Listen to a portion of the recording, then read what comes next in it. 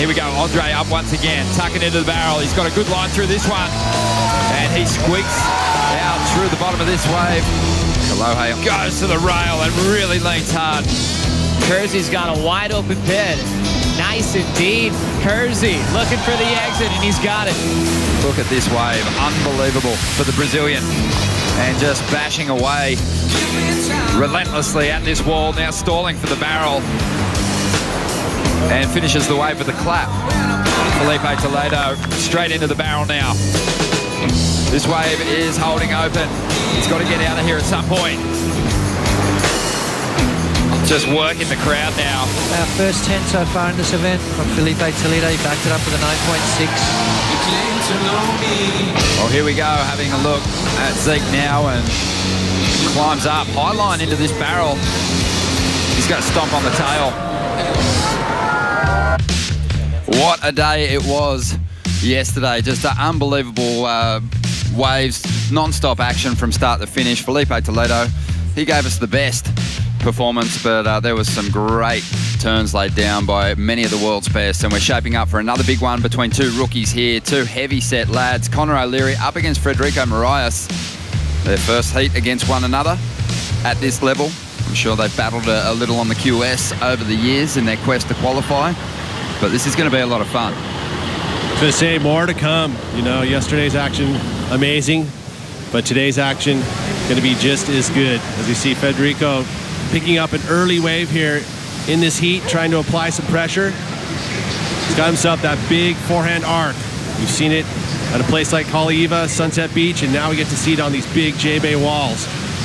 He's got that 6'2" frame, able to really lay into his maneuvers, carries a ton of speed, has a lot of experience from a place like where he grew up in Portugal. So he's used to the wetsuits, he's used to the colder water, and squeaks out the bottom of that. Great move there, because he had that read down the line. Had he stayed up high and tight in that one, probably would not have made the barrel, but he gets a completed ride here. You see again, look at that. Big open arms, wingspan out, good balance, allows him to hold his rail through the maneuver when you're up and you have your body so wide open. It's like a gymnast can do that too. Opens up their arms, really allows that maneuver to look much, much bigger. Same thing there, he changes it up where he puts the forearm up, the back arm goes back, that's the layback. So different styles into those maneuvers, different ways of holding your arms. And that's where you get to show some variety. A 6.67 for Federico, representing Portugal. Currently sitting in 18th position, the 25-year-old. Not a bad start at all. Both these competitors relying on the expertise and knowledge of a couple of former Championship Tour competitors. Conor O'Leary employing Luke Egan as his coach this season. It's paid off big time, with Luke helping Conor to a second-place finish at the last event in Fiji, solidifying his position in the top 10. And Federico Moraes, well, he leans on Richard Dog Marsh for some knowledge on these trickier waves. And Dog Marsh, a very crafty competitor in his day as well.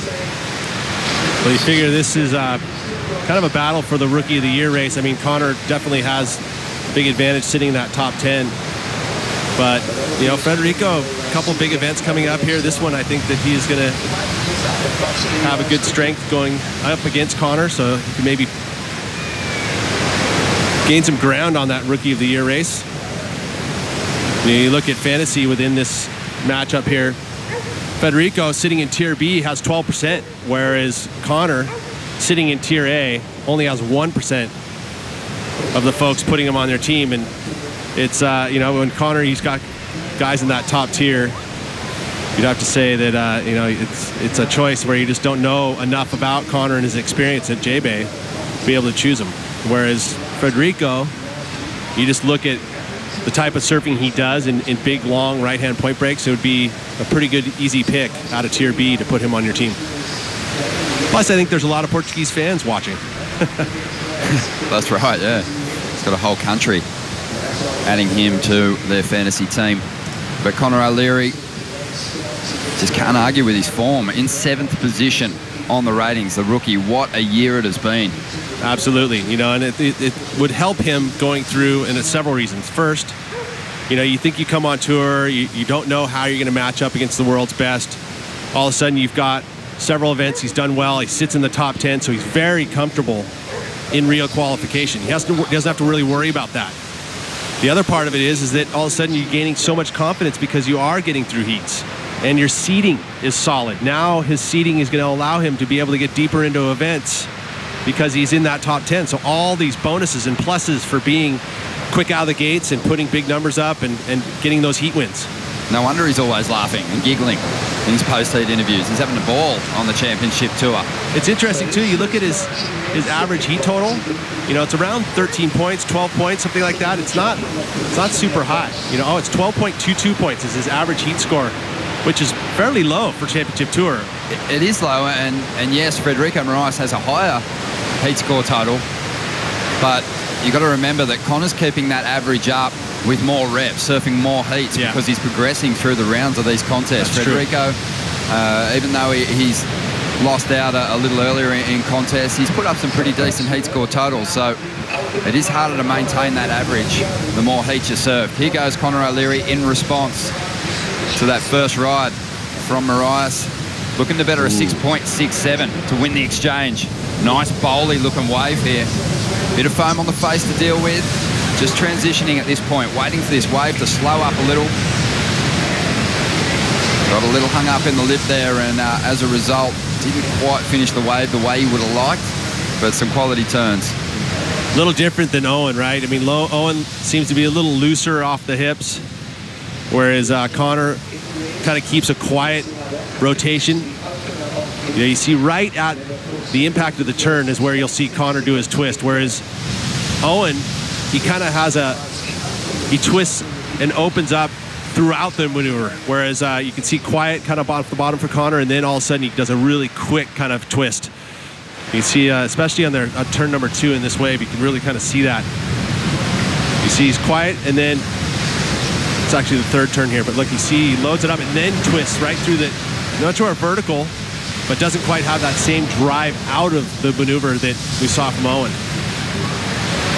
Just a little different style and approach. You know, each surfer has their technique and how they do it and how they feel comfortable doing it. You see there it is, it's kind of, it's not twisting all the way through it, and then there really rotates it. It almost goes past vertical. Good technique. Different than what we've seen from Owen, but they're driving through the turn. That's the type of maneuver you have to have here at JBay on the backhand to be able to accelerate down the line. It's unfortunate for him that this wave got soupy because it made it a little more difficult to ride through this inside section. See that head staying low, underneath, putting the hips up. That shows commitment. And you're really putting that board up above the head. Tough to do.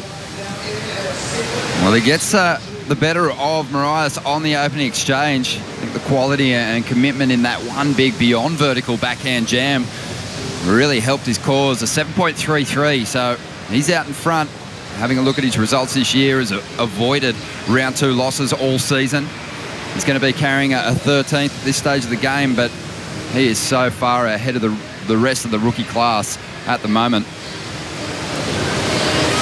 Well, I mean, that result in Fiji, the runner-up to Matt Wilkinson, just amazing, you know. And if you look at Connor's strength, I think that you wouldn't say that his forehand or his backhand are any better than one another. So to be able to have that kind of versatility in all the different venues on tour, you know, he got that 5th quarterfinals at a right, gets the runner-up on a left. So you got to have it all. You got to be able to do it in all the types of waves that we have on tour. Connor seems to be doing that. Well, if he got knocked out, say, in the 5th round in Fiji, it would have already been a successful campaign over in Fiji because he overcame the toughest surfer in the mix, Kelly Slater. And that is just such a big feather in your cap over there at Cloudbreak, such a hard draw. So I mean, he went above and beyond in that event. And think about the confidence that you would take from that, you know, and when you're taking down a favorite at a spot that, you know, Kelly owns, I mean, he might actually have some stock into F4. Literally, but I mean, he does spend a lot of time there. Has been there since he was a grommet. I mean, his first trip there, he fell in love with it and has been going every season and spends a lot of time. And not just for the event. He'll come before, he'll come after, he'll come a couple times during the season. Why would you not? That makes that result even more amazing. 23 minutes remaining here. Connor O'Leary out in front. Federico Moraes at this stage is just chasing next to nothing to get himself into the lead. But we're going to take this time to have a chat to the winner of the last heat, Owen Wright with Rosie Hodge.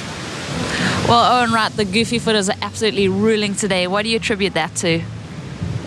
Just a bit more time on the face, I reckon. It's just a little bit slower pace today, and yeah, just, I don't know, the goofies are getting through, are they? So that's pretty good. And you know, everyone's different. Take us through your preheat preparation.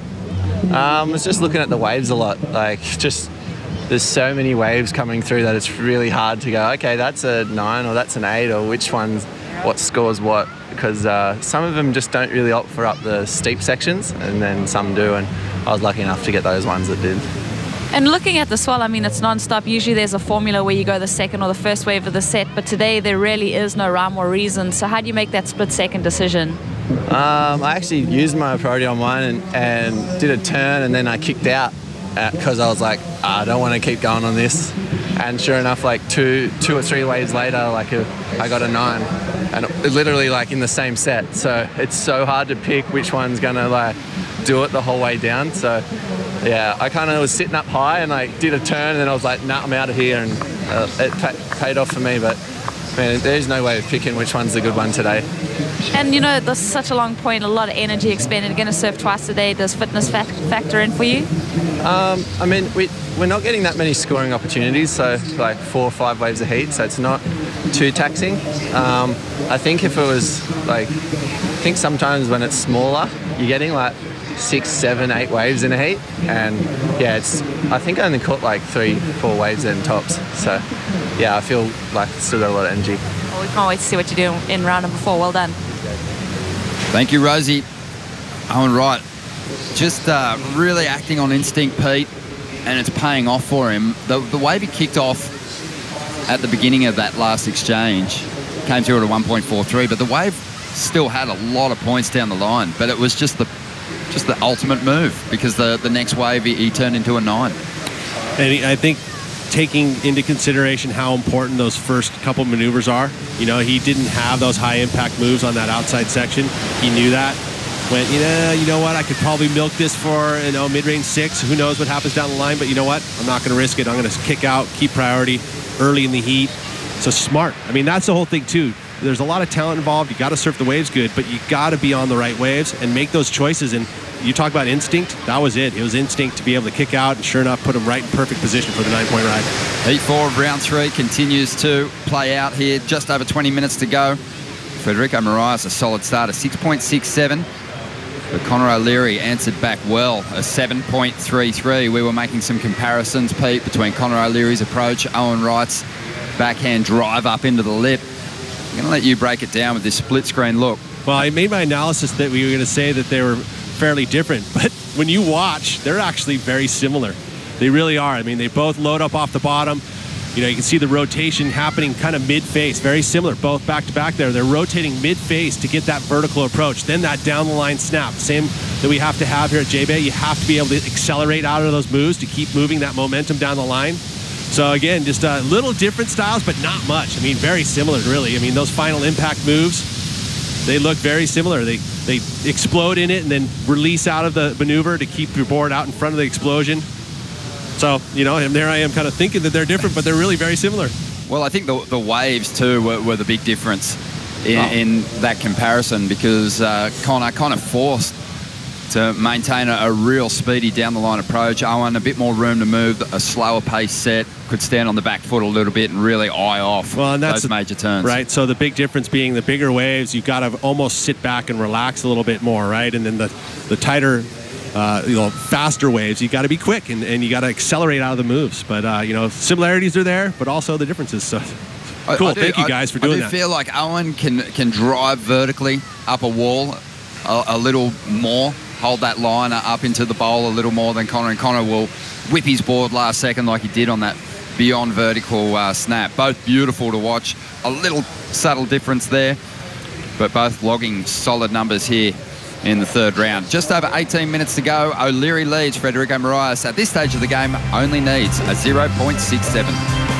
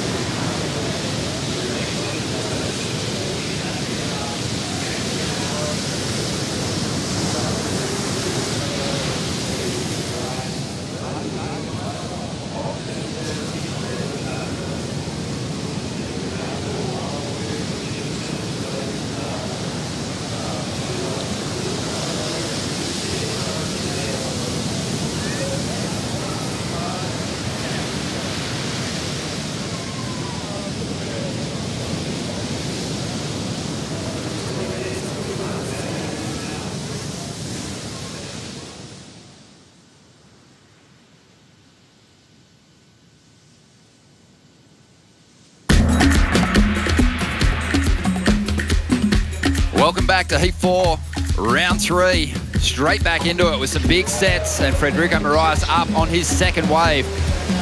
Already would have collected enough points to get himself back into the lead, but he wants an excellent number. A beautiful wall stretching out in front, goes to that rail, hooks it under the lip. But this is the major turn that he was looking for to finish. A solid hit there. Connor O'Leary up also, a beautiful set wave. He's going to get caught behind though. Just over 16 minutes to go. That impossible section, unfortunately, for Connor O'Leary, whereas we got to see the high impactful finish from Federico Moraes. So you feel like Federico, although we'll take a look at the outside moves here by Connor O'Leary, kind of get a lowdown of how it went out for him. First section there, a little flatter, but now starts to steepen up. He's able to snap through that first section and then go vertical. That's the major move for him. So he's able to do that on the outside, but he did not get the finish. That's important here at JBay. Whereas Federico, tinge smaller wave, but got those outside moves, the big round arc, which sets up, again, that steeper section. You have to have that. You have to execute. And you have to time it perfectly, which he has done. You know, right here, you just think, okay, where's the barrel? Where's the barrel? You know, and Federico seeing that it's not going to happen, so he goes then to the big snap. That one there, had to cut it short to set up this section where he really gets to arc it, turn it all the way around on that finish move as the wave shuts down right there in the keyhole. Take a look from the water here. You know, those ribs are still in the face as they move across because the wind's blowing so hard at the top of the point. You'll see a little wind swell come across, but that makes it that much more important to time it perfectly where you're able to kind of do the maneuver between the ribs, which is what Federico did on that final move. You saw that there was a little swell on each side of him, but he's able to do it in between, so he's not going to get that warble coming across, because if you do the turn with the rib, it's similar to what we saw Zeke Lau, you'll lose the grip and you'll fall. A little bit more flow, joining the dots a little better, Federico Moraes, but when you start thinking about the high impact turns on those rides, probably pretty comparable. I would agree. You know, especially I think the best turn that we saw was Connor O'Leary's backhand snap on the wave before it shut down. You know, it was a big critical section, a little bigger wave. That's the thing though, you can really take the shine off a quality turn if you find yourself caught behind and you don't get the finish on the inside. I think Federico's going to get the jump on the exchange. And he does, a 6.03. That's enough to see him into the lead. Connor, he dropped a 4.83. And even though he had that big quality maneuver, he missed the end of that ride. He did. You know, and it wasn't necessarily by choice of maneuvers. I really believe that wave stretched out into that impossible section and became impossible. It really did. He wasn't able to really chase it. I mean, if the idea being if he was going to try and make that wave, you end up missing that high impact move. You'd be racing down the line to be able to get there, and I feel like not doing those maneuvers directly in front of the judges, right in front of them so they can see it properly. A couple of different ways to get around sections too, isn't there? Connor O'Leary on the back end, can take that big high line pump just before the wave starts to stretch out, drive around the section. But on that occasion, the tube ride can become very functional, and he was just outside and didn't really have the line into that reeling wave to get underneath the lid. And again, it's that timing thing of when you're able to take that high line, to be able to shoot to the bottom and then pull up into the barrel if it's there. You just don't know, and you just gotta, you've got instinct, right? And a lot of experience. I think experience plays a big role too. Knowing what those waves are going to do. Talk about experience. Okay, the penalty. Wow, interesting. Not really any change of equipment. We see the black blob was something that he was really enjoying, even on the smaller days, and he's got it under his arm. Mick loves the feel of a short board on these bigger days. We saw it in 2014. I think he rode a 511 that day. A tiny board, but I mean, he can hang on that rail you can dine out on it for a long period of time. So, I mean, it's as much as it is a perfect wave out here today. Comparatively to say yesterday, even the day before, which we saw Mick surf the day before. We didn't see him surf yesterday. It's pretty different, but I'm sure he was out there for the early morning session and felt like this is the board he's going to get the best opportunity on. He's back out there on it. 12 minutes to go. We're watching an all-rookie battle here, and it's been really fun to just hit Sean Thompson up and get his thoughts on this year so far. And Sean, what have you made of the rookie class this season? Yeah, I think the rookies have been absolutely excellent. I think one of the differentiating factors between the rookies of our day and the rookies of today is that you have all this instant replay on the WSL website. So these rookies can watch heats over and over and over again of the best guys in the world. So they're coming into the game with a lot of knowledge at their fingertips.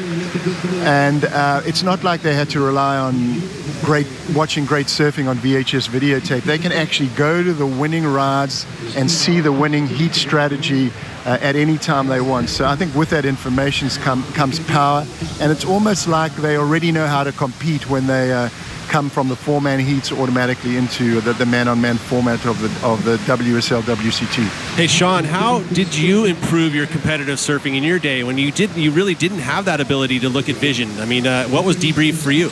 Well, with us, it was just really the experience in the water, heat by heat. They had the first man-on-man surfing competition invented by Peter Drew, and it was the Stubbies Pro in 1977. So that's when surfing fundamentally changed and competitive strategy changed, because you went from the 4- and 6-man heat mindset to that man-on-man mindset, much more competitive and much more strategic, and a very narrow focus as opposed to the wide focus that you had to have in multiple people in the water. But we just did it by learning and observing.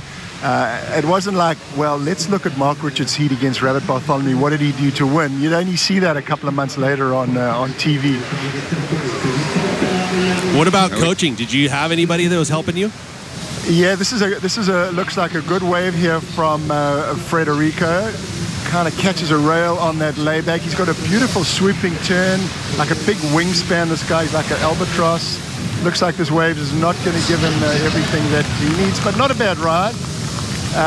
So how we did it, yes, I had a coach. I hired the first coach in surfing, pro coach. It was Ian Cairns in 1981. I'd lost my father, who'd sort of been my coach for my whole career. And then I brought Ian Cairns on, and it was so helpful just to identify. He said to me, Sean, we're going to identify the key strengths in your surfing: power, speed, carve, zest.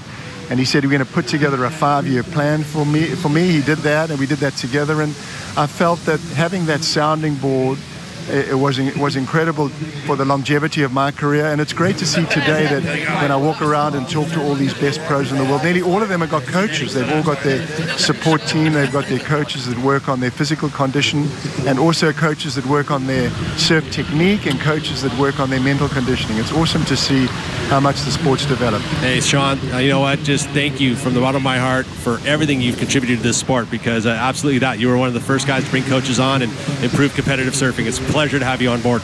Thanks. Stoked to be here, guys. So you look at the replay here, smaller wave, but it's able to get him a little looser. You see he can get a little quicker in and out of his maneuvers. We'll see what the judges do with this one.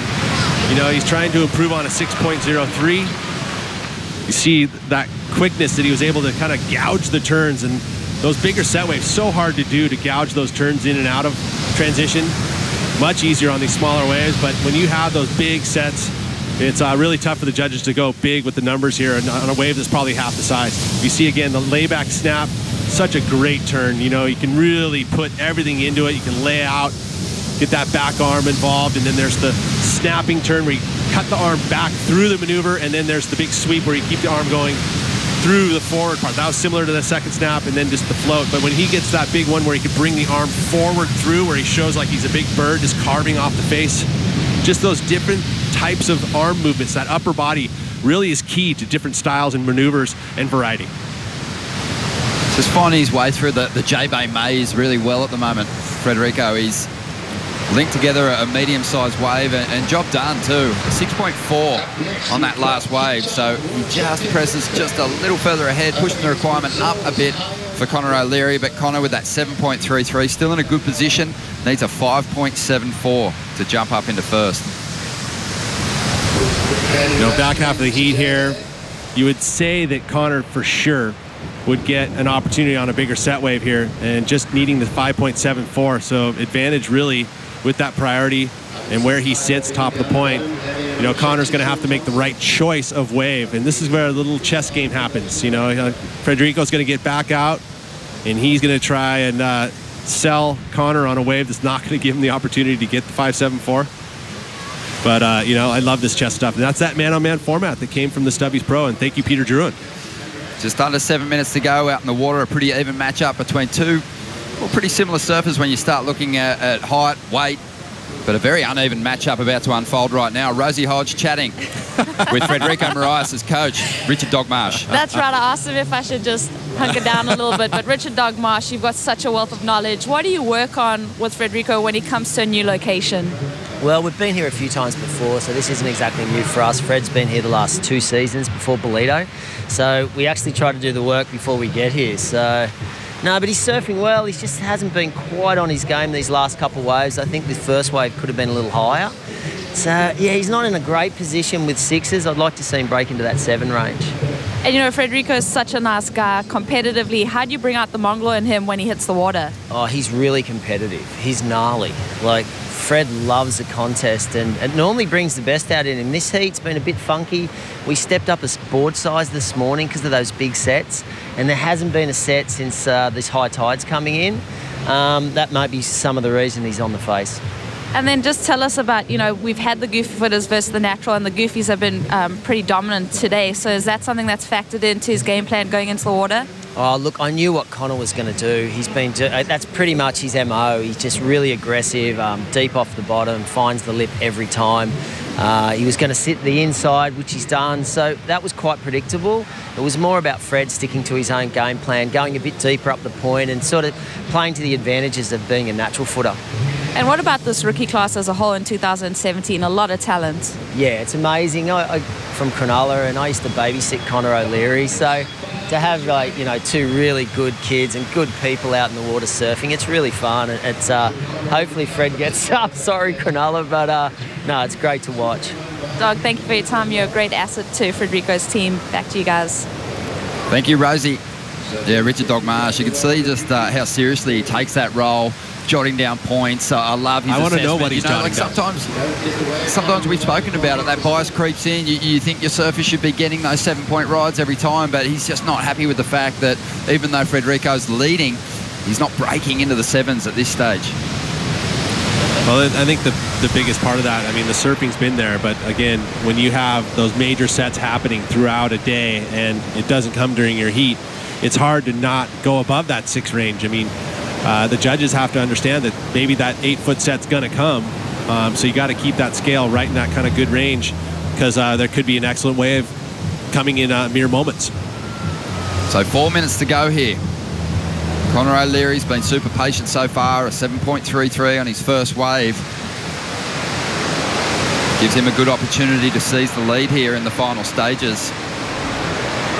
But there has been some lengthy lulls already this morning. And you look at Connor O'Leary and loving the life he's had on tour here. Luke Egan, again, his coach. You know, Luke has a ton of experience. right here at JBay. I mean, all over the tour. So, I mean, these guys know who to choose to help kind of give them that extra knowledge, that sounding board. Well, when the guy lives over your back fence, it's an easy decision. Luke Egan and Connor O'Leary, pretty much neighbours down there in Cronulla.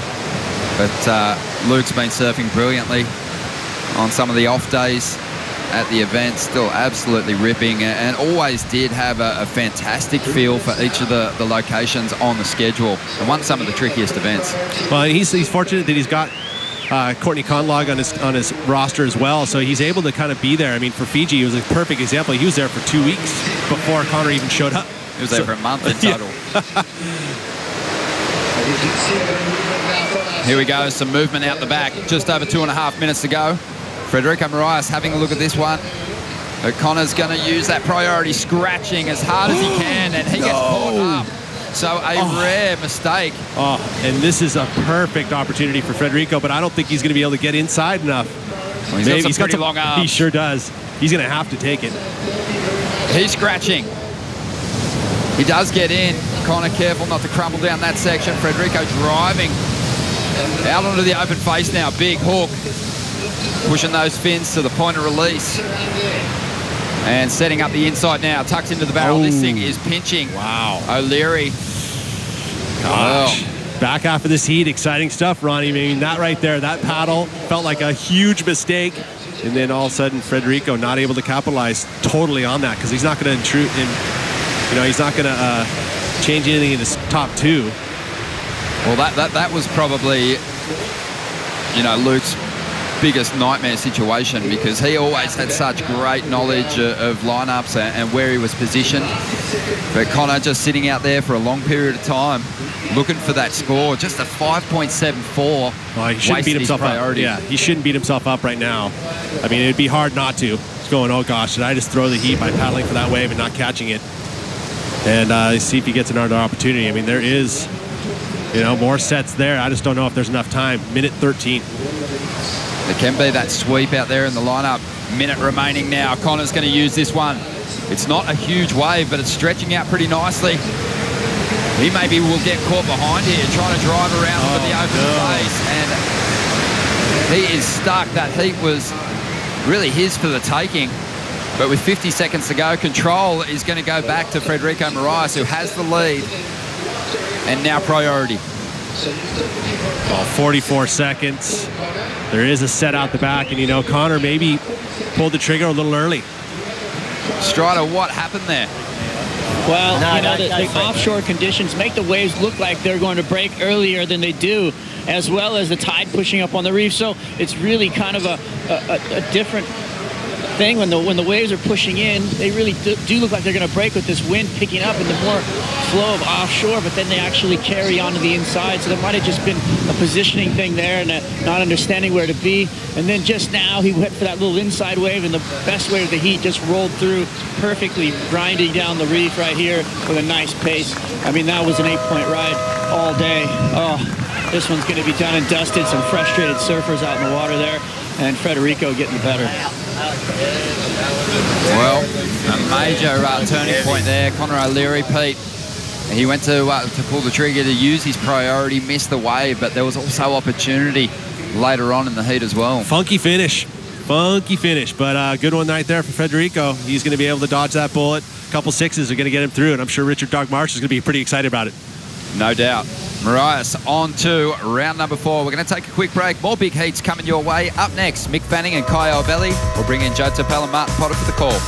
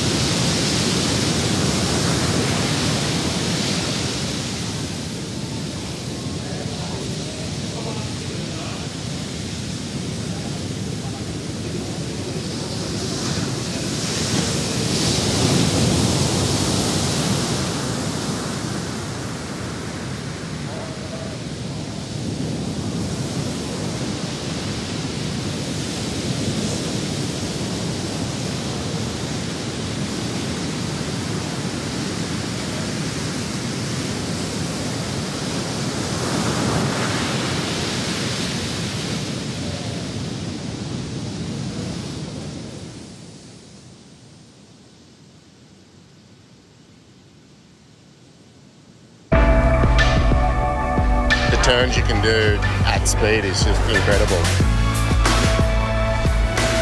It gets to like just in front of like the grandstand here, and it just slows up a bit, and you've got so much speed,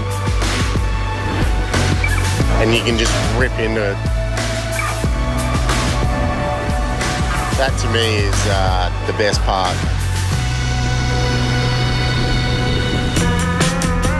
One of the greatest ever to surf Jeffreys Bay, describing his favorite parts of one of the longest right-hand point breaks in the world. Mick Fanning, a 4-time JBay champ, coming in to try to break the record that he shares with Kelly Slater. Mick taking on Caio Ibelli here in round 3, heat number 5. The crowd just got bigger, the intensity alive and well, because Mick Fanning has appeared in the final since 2011. We've seen him podium here with a couple of beautiful wins, including last year's comeback win in the final over John Florence. Joe Trappell alongside 89 world champ Martin Potter for the call. Beautiful groom conditions. This is the moment we've been waiting for. That is not one word of a lie, Joe. It's unbelievable stuff. We've seen some great surfing so far. The goofy footers have had their way, though, so far this morning. Caio up and riding. Caio taking a look, trying to get the start off Fanning. A lot of impact on that first landing. Remember, nursing that ankle injury, but he's looking sharp through down the stretch. Clean, sweeping hook. Caio now fading this inside corner. Fades it nice and sharp. Now bowling up. Quick little pocket ride for Ibelli. Draws out the layback carve and now looks for one more section to work with. That one's going to take him down. Ibelli was elated to get through round 2, knowing he traveled so far to try to turn this one into a result. But he's just left Mick Fanning all alone. The defending JBay champ gets started. Beautiful forehand hook. Driving through the next section. Flawless in his approach. Fills in the gaps with that wrapping cutback. There's the full body torque wrap with a rebound. Tees off vertical.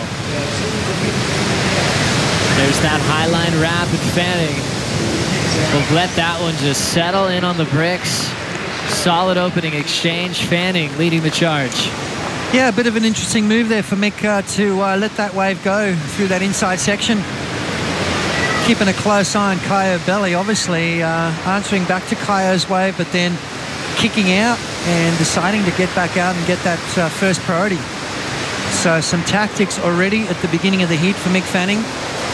I think he was weighing up the risk versus reward through that inside section. Is it going to be worth it? How much more points am I going to add on to my ride? Or is it more important to get back out and control that next exchange? So much goes into winning heats at this level. Fanning, 3-time world champ, has almost been unbeatable when it comes to tactics and his performance at Jeffreys Bay. Rarely makes mistakes. His turn selection always perfect. Let's have another look here. Yeah, Mick Fanning opting to allow Caio the inside and not pushing the issue. Identifying the fact there's plenty of waves. There's that trademark surfing that we've come to love from Mick Fanning, especially out here at Jeffreys Bay. One of the greatest of all times on this wave. And this is why. There's that swoop, that highline swoop. His positioning, speed management, everything's on cue at the moment. And this is that inside section where he has a look down the line and says, you know what, I'm out of here. There's more to come. I want to save my energy, get that priority and control that next exchange.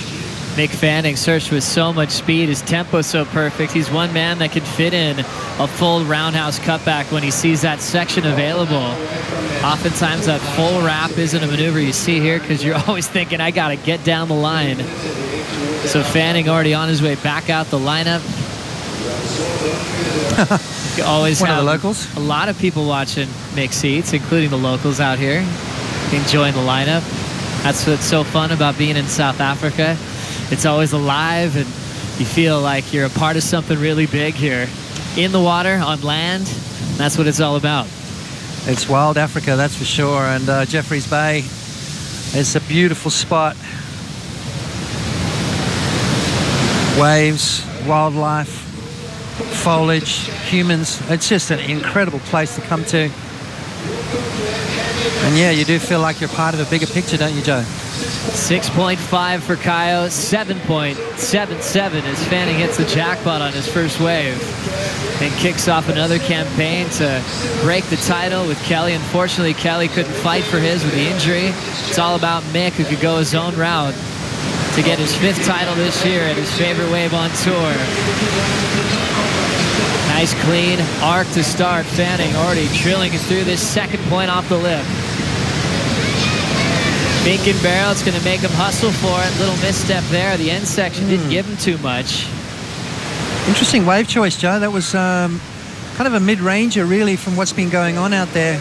You can see him splash the water, thinking to himself, why did I take that wave? I've given up the priority. I've given up that inside. I've given Kaio Belli an opportunity to answer back.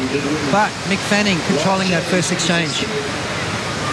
Fun seeing Mick just get his little rhythm going here. Never seems to have a serious problem warming up. He always allows the guy to take the first wave if that's what they want to do. Not one to really spend time hassling for that pole position. Reminds me of watching Roger Federer up against Cilic in the final at Wimbledon, where Federer he won the toss, but he opted to let the other guy serve first. Same sort of scenario with Mick. You know, that just comes with confidence, and this was not what Mick was looking for on that occasion, but Mick was kind of saying, okay, Kaio, let's see what you got. And Kaio dropped a 6.5, and Mick broke him with a 7.77. Solid start for Fanning. 3.67 that last wave was just to try to put it in a quick combo. Didn't work out in that favor, so Kaio still just needs a 4.95 for the lead here. Kaio, a little slam on the brakes in the open face, and now traveling through a fun-looking barrel. Hard off the bottom, big layback to trim it off the roof. This end section looks impossible, but he packs it, catches up to it. Can Kaio get out of there? Oh! And that's going to hold him back right on the bricks, but a huge effort from Abelli to try to go the distance there. You know, I think they're going to have to rename that inside section to Not So Impossible, because these guys are making it look quite easy through this event. With that sand that's built up, that last huge swell, it washed a lot of sand off the beach, Joe. The beach is real short at the moment. So there's plenty of sand out there, and it's making this wave just, well, almost makeable. So a fun one to watch for Kaio as he almost had a huge effort to get the completion. As we know, he came here to Jeffreys Bay injured. Sean Thompson, did you see Kaio before this matchup? How's he feeling? Yeah, first ran into Kaio on the first day I arrived here. The WSL has a medical office, and Kaio was there getting his ankle worked on by the local physio, strapping it up. He told me right before his heat now that he has to strap his ankle up very tightly before his heat. He injured it on a bottom turn, and he said, you know, he hadn't been surfing for a while. He was so nervous about getting out there in the heat.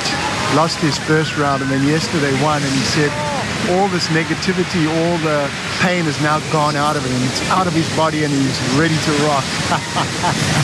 Great news, Sean. We love seeing that, and just that mental fire for him to gain the confidence he needs to perform.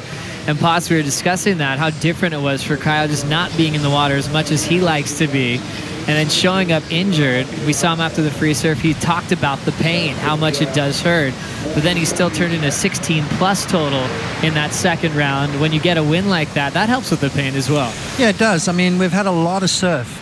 We've had, 4 or 5 lay days before this event got underway. So there were a lot of waves being ridden from these guys, and Kaio kind of holding back from that. So he's fresh. You know, he's probably still got a lot of energy, a lot more to give, and I think that was part of that really good performance we saw in round number 2. So, you know, he's probably building his momentum still. He's probably feeling that he's got a lot of petrol left in the tank, which could be dangerous. Really dangerous. Kaio Abelli enjoyed his rookie season last year and didn't get to see Mick too much. Mick was just doing select events. One came down, won this event, and Fanning ended off his season at lower trestles. That's what he said he'd do. He obviously re-qualified for another year on tour. So Kaio out front, 6'5" and a 6'17". Former world champ Sean Thompson watching on. Sean, have you witnessed some great performances from surfers in the past, even though you're well aware that they're dealing with a serious injury.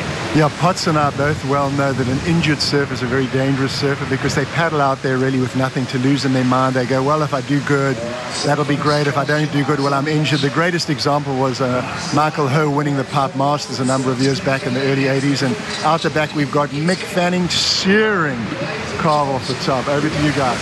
Little under the lip hack as we continue down the line. Fanning, high line arc. Getting rid of that 3-6-7 and flowing into a beautiful roundhouse. Wall stretching out. Deep carve off the top to set up the barrel through this section. Comes out clean. Ends up losing control as the bottom drops out over the bricks, so misses the finish. 3-6-7 long gone though, and needed just a 4.9 to get the lead back. You know what I'm loving right now, Joe, is that that tide, the way it is at the moment, it's given these guys an opportunity on the outside to just really capitalize with some big turns. And you saw that big wraparound cutback, which is a rare thing to see here at Jeffreys Bay. So what it's doing is it's allowing Mick to reset himself for that inside double up section. I think we're going to start seeing some barrels. Love seeing all that sand that showed up this year, which is often rare to see a lot of sand piled up. We did have a scenario like that back 2008 or 9 where everyone was getting stretched out barrels through that section. Fanning's seen it in all sorts of conditions over the years. Fanning's rookie year was his first trip to JBay. He's one of those first timers that took it all the way to victory. Yeah, very few people have that kind of knack, don't they? And Mick Fanning definitely one of those humans. Let's have a look at this wave. Yeah, beautiful size wave. There it is. I mean, Mick Fanning just, you know, Sean spoke about it. It's the kind of wave where Mick surfs at such a speed that time almost slows down for him. It allows him stuff on a wave that most people don't. This is the wraparound cutback that we talked about, just to reposition. Now starts to double up through the inside. And what does Mick do? Well, slides off the bottom and gets a nice little cover up. So this is going to be a great little pairing for that 7.77. Just not quite finishing that one off there. I think all the damage done though. So his opening wave 7.77. It's going to be a nice little backup score for him. Nice little tight tube right there, and then just going for a big gouge, losing the fins, not really able to set that rail, and it'll get picked up and slammed for good measure. So that inside section, Joe, very powerful wave. Does pack a lot of punch. There's a lot of ocean behind it. Beautiful positioning, beautiful timing from Mick, and then just not getting that board on the rail enough. He's almost going into a bit of a layback maneuver, and you can see there just that rail refusing to bury and sends him over the handlebars. So it is going to get him in the lead though. He's only looking for a 4.90, so Mick Fanning will exchange blows with Coyote Belly. It's probably one of the tougher end sections to really capitalize on a major finishing move. We've seen so many wipeouts in there, and I think it comes down to a lot of things, the maneuver choice, the way that section builds, and when you're running out of water at the same time. I think that's why we were so impressed with Stu Kennedy getting extra radical yesterday, even though it was a smaller day, but just to be that confident to go for a risky move on the end section is a huge statement to make. Well, Lennox Head, very similar. You're ending the wave down on those rocks, so you know he's kind of used to that feeling. I don't think it really plays into these guys' mind that much. I think what happens to me is though, there's so much time to work on that last turn. Sometimes you pick the wrong one. Coyote now to answer, looking for his lead back once again. Fanning gets a 6.47 and the lead. Coyote's last a 6.17. So a solid battle, just really getting started. 19:30 to go. And Kyle with a chance to try to upset one of the best surfers here at Jeffreys Bay. Strider had a good position on the wipeout on the finishing move for Mick. What happened there was? Well, that high tide, it's sending some ribs up the face along with the wind whipping even harder now. It's picking up through the day. It's going to be coming up all the way through the afternoon. So that wind is actually forcing those backwash waves coming off of the reef on the inside to go up the face, and actually makes it really hard for when you turn down into the bowl, your inside rail there's catching as you come across those chops. So it's really hard to negotiate that inside corner. That said, Mick's out there doing huge gouges and really, you know, cutting back into the bowl. You can see right there with the wave, it's really hard to cut back down into the bowl up against those ridges that are being forced up the waves from the backwash and the wind.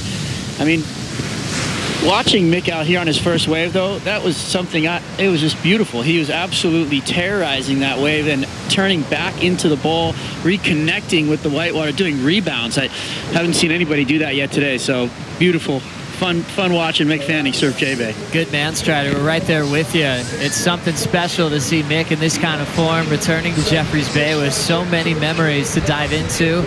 Mentioning the rookie win back in 2002 and then winning more recently last season. There's not too many athletes in any sport that can win with so much time in between. Now 36 years of age, a man on tour.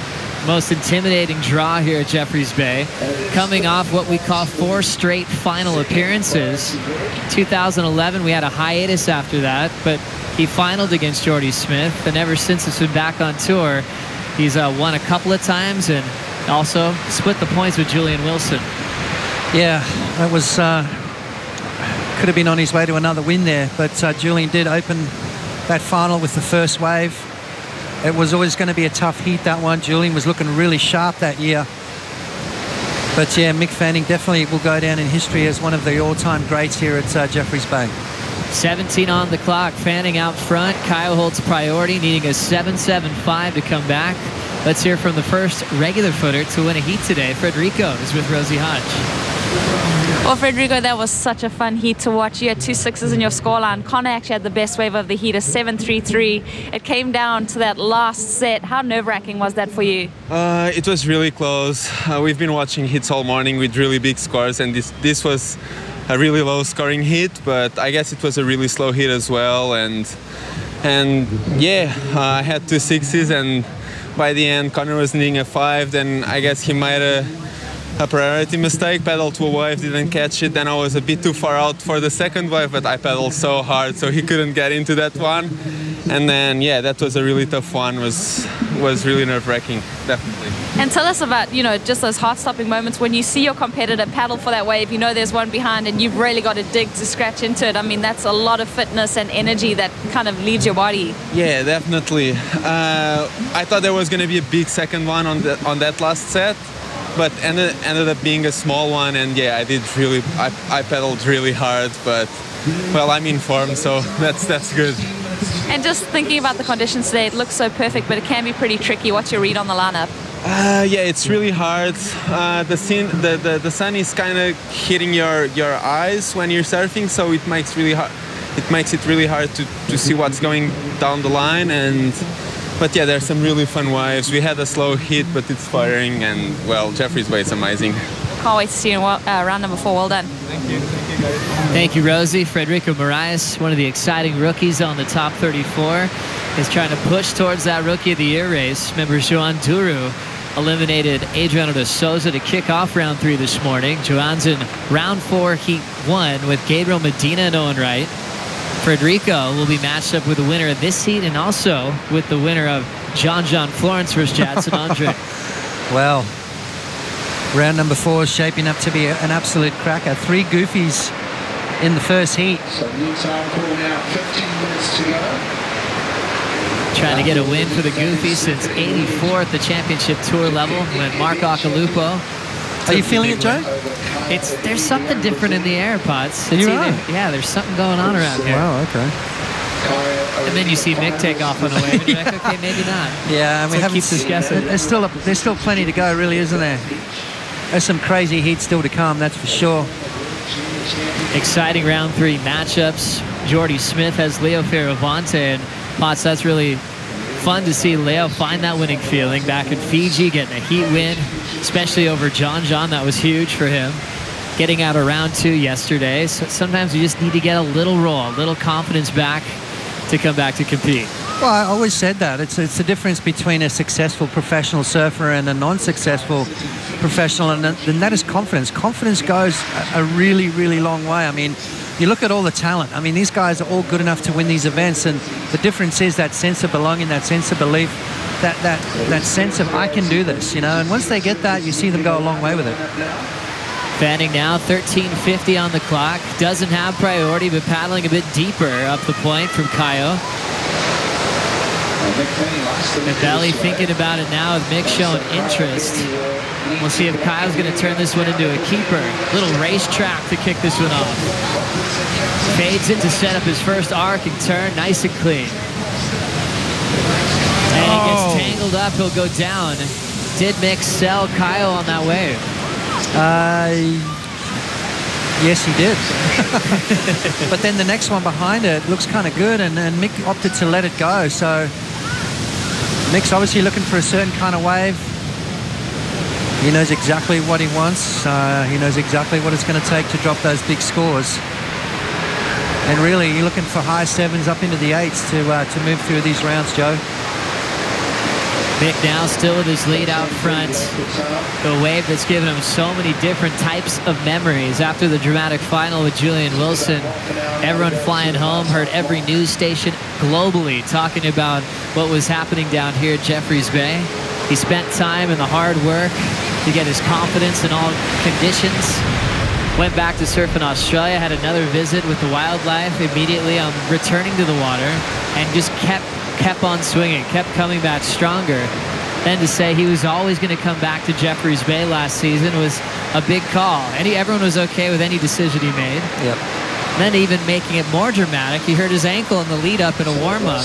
Had to tend to it heat after heat, and basically finished that final with that high 9, almost a 10-point ride to beat John Florence. One of the greatest stories in surfing, especially here at Jeffreys Bay. Yes, most definitely, Joe. Unbelievable stuff. What a challenging year that Mick did have, but it's just a testament to the amazing ability, the amazing drive, the amazing talent of Mick Fanning. And just the power of the mind, focusing on that confidence to return, not just to compete, but at a high level to take a win last year at Jeffreys Bay. Got the rematch with Julian in the semifinal. That meant a lot to everybody. But his approach was flawless. That swallowtail, channel bottom 510. Everyone was ordering those right after that win. Yes, exactly. It was just Mick could ride the door off your house out here and still win heats. He's that good on it, you know. Really amazing to watch him in motion. Sean Thompson, 77 world champ. I know you're enjoying these round 3 matchups, and it's a crucial one to get started because round 4 is coming up, and the commissioner wants to see all those heats completed today. Yeah, there's definitely a difference in round 3 and round 4. Round 3, man-on-man situation, winner advances, the loser gets eliminated.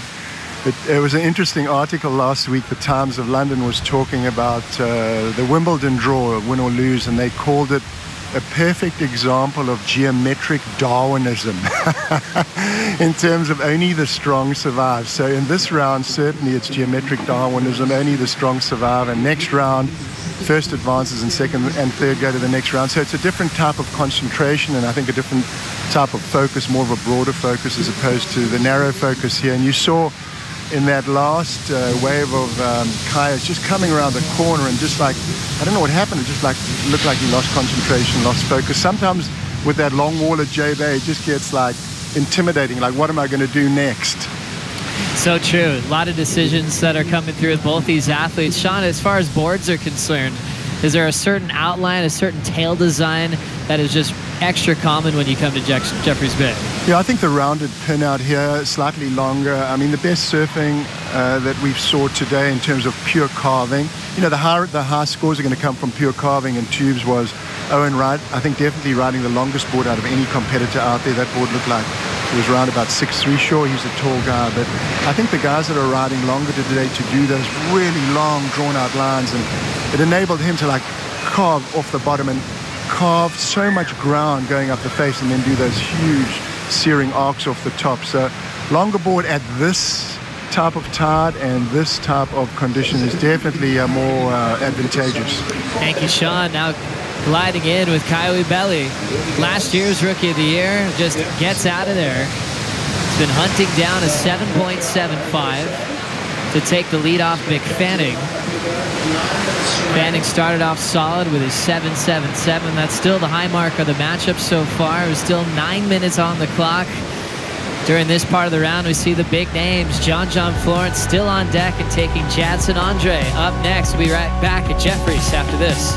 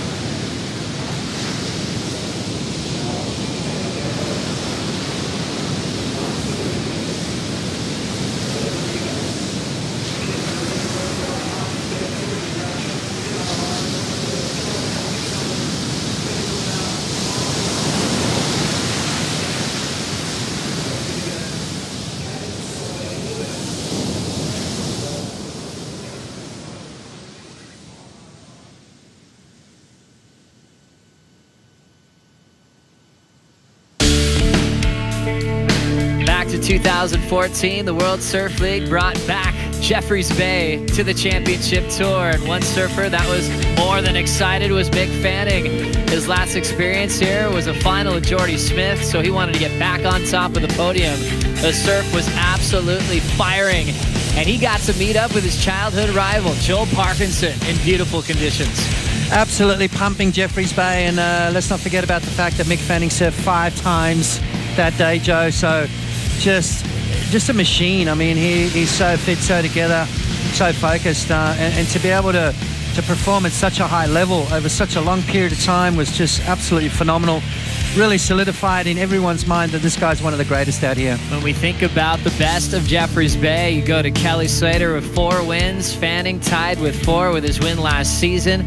Jordy Smith went back-to-back in his titles. His first 2 wins in his career on the championship tour came at JBay, and also Joel Parkinson, the wild card at 18, that won in 1999, beat Ross Williams in that final way back then. Then 10 years later, had the final with Damien Hobgood.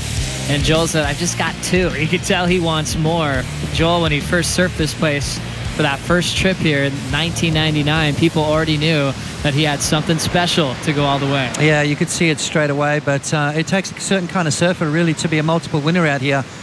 You just look at that. I mean, you know, Kelly Slater, Mick Fanning, Jordy Smith, Joel Parkinson.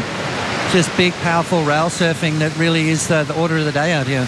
It's insane when you see Joel just take off on a wave. He picks the right ones. All of his turns make sense. And you can break down the different flow patterns between Mick, between Jordy, Joel, and also Kelly. And they all have a slightly different approach. There seems to be a winning formula. And we've asked Mick about that. He's like, you kind of have to sort it out for yourself. You can look at the great lines that have come before you, find out how you can use your weapons to score well at Jeffreys Bay. Yeah, absolutely, Joe. It's all about the approach. It's all about looking different. It's all about that, really, that inside sort of feel, really. You know, it's all spontaneous surfing. There's no preconceived ideas. There's no premeditation. It's all about reacting. And that wave there, not cooperating for Mick, but you know, it's one of those sports where it's not like you standing on the beach and you say, okay, this next wave I'm going to do a bottom turn, I'm going to do a cutback, I'm going to do a re-entry, I'm going to get tube, I'm going to finish off with an aerial, because the wave doesn't allow that. Not yet anyway, because maybe wave pools will, but the ocean is so unpredictable, and even though Jeffreys Bay is one of the most perfect right-hand point breaks in the world, still every wave is different. Even comparing what you had yesterday to today, if you have 2 heats in the same day, you're never going to get exactly the same ride. That's what is so amazing about surfing in general and keeps us coming back for more. It always keeps us guessing, and when someone is so consistent with all those elements combined, like a Fanning, you see something really special with an athlete in the making. Mick still defending his title here with the lead over Kaya Wabeli with 4:22 on the clock, as Rosie Hodge is with Connor O'Leary. Well, Connor, yourself and Frederico are such exciting surfers. That was a great matchup. You know, it just highlighted how tough the conditions can be when you try to scratch into that last wave. Just tell us about, you know, maybe the disappointment of not getting into that last one. Yeah, it was just, it seemed to just be really slow in that heat, which sucked, but it's all good. And yeah, the offshore is just really strong and couldn't get into it, but it's all good. There's always another event around the corner. And you know, you got to take confidence out of getting the best wave of the heat, the 7.33, but that backup is just so elusive sometimes. Yeah, exactly. I just thought it was going to be a bit more consistent that heat, which it wasn't, and should have kind of got some small waves with priority, but you live and you learn and you move on. And what's the takeaway out of this one and then going into Tahiti? Just keep having fun. For me, yeah, not put too much pressure on myself and just go out and have the most fun that anyone can have. All right, Connor, we can't wait to see what you do in Tahiti. Well done. Thank you, Rosie. Great to hear from Connor O'Leary. You can still just going through that tough idea of knowing that you're not going to surf more Jeffreys Bay this season, but what a year he's had already. Number 7 in the world. Back to this one. A stylish, drawn-out car from Fanning. Top turn wrap. Solid. Another clean one there, but he's over the inside. Kaio had the one before at the start of that catch-up with O'Leary, so we'll see if Kaio can increase his score line. Fanning trying to hold on to his lead. This has been a very scrappy heat in this one, Potts. It has, Joe, and you heard Connor talk a little, you know, it is a little slow. I suppose it is with that high tide. It does dilute the swell just a little bit. But it's going to get, it'll get better through the day, and these guys have got to push through. You know, you've got to realize, hey, it's the same for everyone out there. We've got 35 minutes to get 2 good waves. Kaio Belly opens nicely, waits for it, sets up a nice little tube ride, but it's not one of those nice big wide open barrels, real technical, sort of more of a high line. Now he starts to drive through that impossible section, and this wave's going to double up yet again for Kaio, and he's going to look for another barrel, but that one there just running away. So that's not going to go into Kaio's top 2. He's going to maintain that 6.5, that 6.17. He's still going to be looking for a 7.75 MIG. There we go.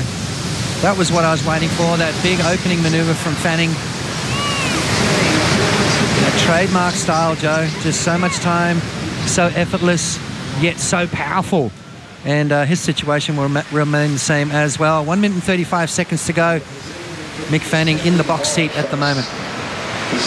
90 seconds on the clock. You can see his variety on his carves and the way that he lays his rail down. Laying into that first one, even though it was a short ride, it was so enjoyable to watch. Into the final minute. Kaio Belly final at Bells Beach. A huge accomplishment for Kaio, coming very close to his first CT win.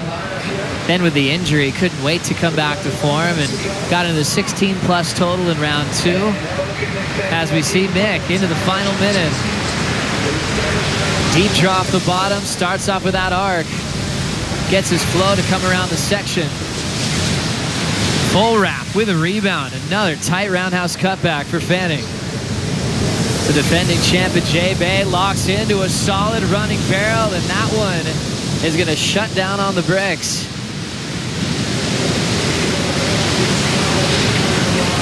Kaio now at 35 seconds.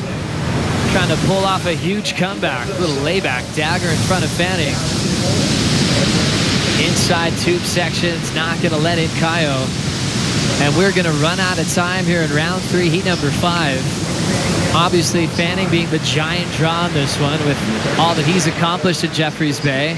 And that first wave that he got, the 7.77, remained as the highest scoring ride of the matchup. Yeah, that's why you got to make sure you focus on that. You know, that first opportunity might be your best.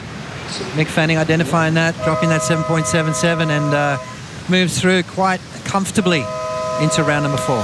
Fanning already with a matchup with Frederico Moraes in round 4 as the Corona Open JBay continues. Up next, world champ John Florence takes on Jadson Andre right after this.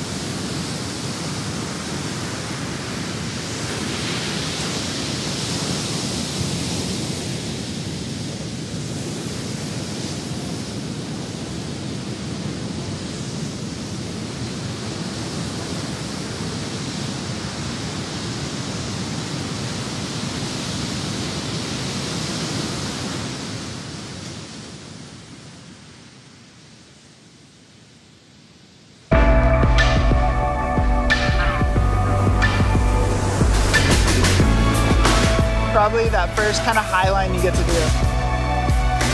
You get so much speed out of it. You take off and you kind of wait at the top, and then all of a sudden you just drop down and you have so much speed going into the wave.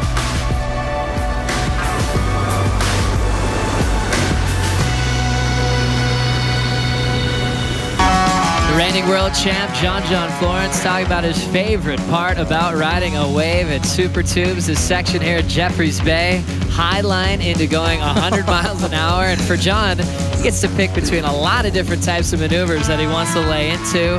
What a feeling for the world champ coming here to compete in round 3 with conditions that are absolutely firing. He's going to battle with a solid goofy foot from Brazil named Jadson Andre. 35-minute heats, plenty of time, scored on their top 2.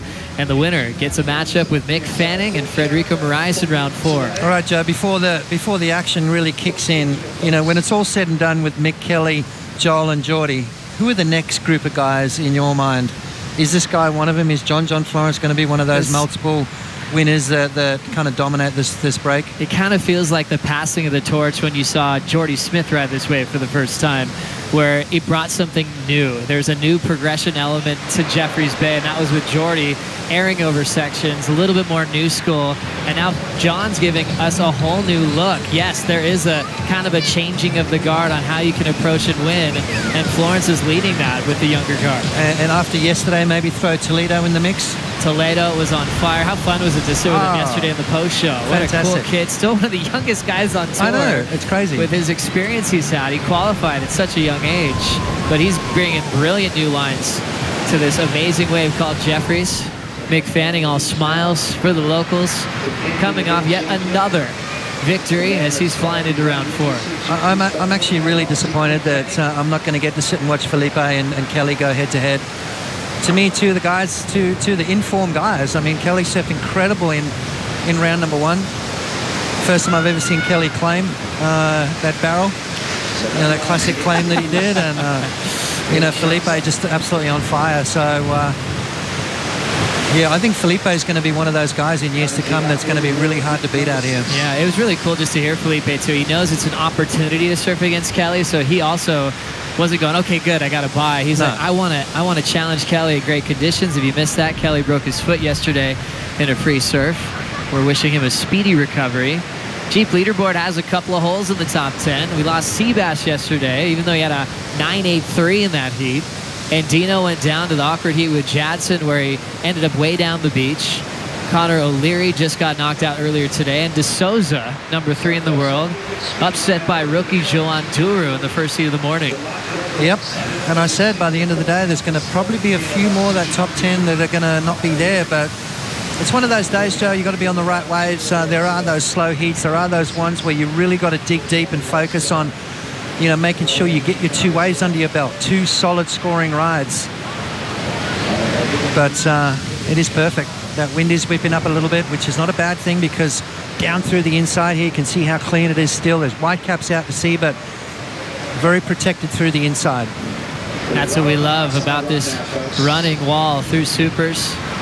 You get the wave of your life. Definitely your favorite part is going as fast as you've ever gone on a board. Jadson Andre and John, they've had a final together a couple of years ago. You go back to an event in France where Jadson made the final, and that was a classic final. I'm thinking back, it was bombing. Florence had an extra gear on the whole pack from round 5 on. Jadson never gave up. He was caught inside for about 25 minutes of that final, and you looked at him, he didn't give up. He still was trying to punch free the impact zone, and that was one of his biggest results he's had on tour. Yeah, absolutely. You got to love the heart, the fighting spirit that Jadson Andre possesses, and I wish him all the best in the rest of the year. I want to see him back on tour. He's had a bit of a rough start. He's got a lot of work to do, but strange things happen. You know, you got to dig deep. You got to be in it to win it, and Jadson's always there, let me tell you. If you haven't seen it yet, check out a profile on WorldSurfLeague.com about Jadson Andre's life growing up in Natal City. His dad was like, okay, you're going to play soccer. That's what you're going to do. And his uncle was like, no, wait, I want you to go surfing with me. And so they'd actually have to have secret sessions. Yeah. His uncle saw some talent in him. And his dad at first was thinking he was throwing his career away as a soccer player. And then his dad saw his first competition. He's like, okay, wait a second. You've got really something special going on here. We're thankful that we saw that run, because he's been a big part of pro surfing. A surfer that can call himself a winner as a rookie of the CT event. Jansen gets the first wave of the matchup. Throws a snap, tries to get barreled, and ends up getting a quick wave there. So priority officially now, John Florence. Keeping in mind he's surfing with 6 stitches in the back of his head. Not that that's going to affect him. I mean, we saw what he did yesterday up against Kolohe Andino. Very similar to my upbringing, Joe. I was destined to be a soccer player until I saw the ocean. And then everything else went out the door. I'm really thankful for that as well. John now up on his first wave of the matchup. Searing carve, flowing right into a solid wrapping maneuver. Now he's starting to stretch this one out. He's got a ton of speed to come around the corner. Now going the distance, setting up a big layback jam. Still well overhead through this inside wall. Belts it again. Nice easy pace for Florence. Lays back and styles his way through the last carve and then jams it again. Weightless on the landing. Jaddy on the answer. Andre just filling in those parts well just to push him down the line. Late hit off the lip, he's got it. The midsection takes him by surprise and he's down. It's got evaporated right there. It's a powerful wave. It'll beat you down. It'll hold you under. I hope Judson's okay because that was a pretty awkward little wipeout. You know when that lip grabs your rail and flips your board over, there's 3 sharp things on the bottom of that board called fins. Oh, and he's already had a run-in with those on the back of his head the other day on the free surf. He went to the hospital locally because they were stitching him up, and they said, okay, Jadson, you're going to feel a little pressure. And he said, pressure? I always have pressure on tour. He was joking around with everybody. He keeps it light. He knew he was going to be ready to compete. Got past Santino in round 2, and now the task gets even tougher here as you get a matchup with the world champ. Yeah. You know, these are the matchups you want, though, Joe. You don't want those easy heats. You don't want, like Felipe said, I don't want the walkthrough. I want to surf against Kelly. Even though he might take me down, you want to have those tough heats. You want to surf against the best. You want to test your game against theirs, and that's what it's all about. You know, you're going to have to come up against these guys sooner or later. To win events like the JBay Open, you've got to come up against the best. You've got to beat the best, and I think it's better to get them earlier rather than later. As we now look at that opener from John, what'd you love about this wave, Potts? Just the variety that he brought to it. Look at this wave here. We talk about the high line. You saw in the beginning of the heat, what does John like about this wave? He loves the high line. He loves getting up that top quarter of the wave and then just gives him so much speed to then really produce whatever kind of maneuver he wants to. A couple of big tail tapping maneuvers, and right here, watch this one again, just gouging into it. I love that maneuver where he puts both his hands in the back of the wave and again just tore that wave to shreds. Did John Florence. I love those quiet arms down by his side, which comes from his skateboarding background, and then just literally tears the top of the wave off, puts the pressure on the back foot again, keeping that nose out of the water. Back-to-back big turns from John Florence. I'm looking at an excellent score on wave number 1 for him. Capitalizing on his opportunities. That's what you've got to do out here at Jeffreys Bay. We saw Mick Fanning's first wave was his keeper. And I think John's first wave is going to be one of his keepers as well, by the way. Jadson Andre trying to answer back, trying to find something. What's he going to have to do, Joe? He's going to have to light it up. He's going to have to produce something special. And that's not going to cut it for for Jadson. I think maybe a big barrel, followed by about 10 or 15 backside snaps. You start dreaming out here, don't we? Just perfect waves coming by, and you think of everything that you could do on a wave at Jeffreys Bay. Andre loves getting barreled. He's recently been calling his favorite venue on tour Chopu, Tahiti, but he loves coming here to JBay to go as fast as possible. And there it is, John Florence. First wave, a 9.17. One of the highest scoring athletes to come to the tour, even before he was winning his world title last year. In the years in the lead up, rookie years, couple of years after, he was always getting 9s and 10s. And now noticing from the paddle battle to get back into position, John's kind of looking back with a smile because he didn't get priority. Looks like he was expecting it there, Potts. What do you think?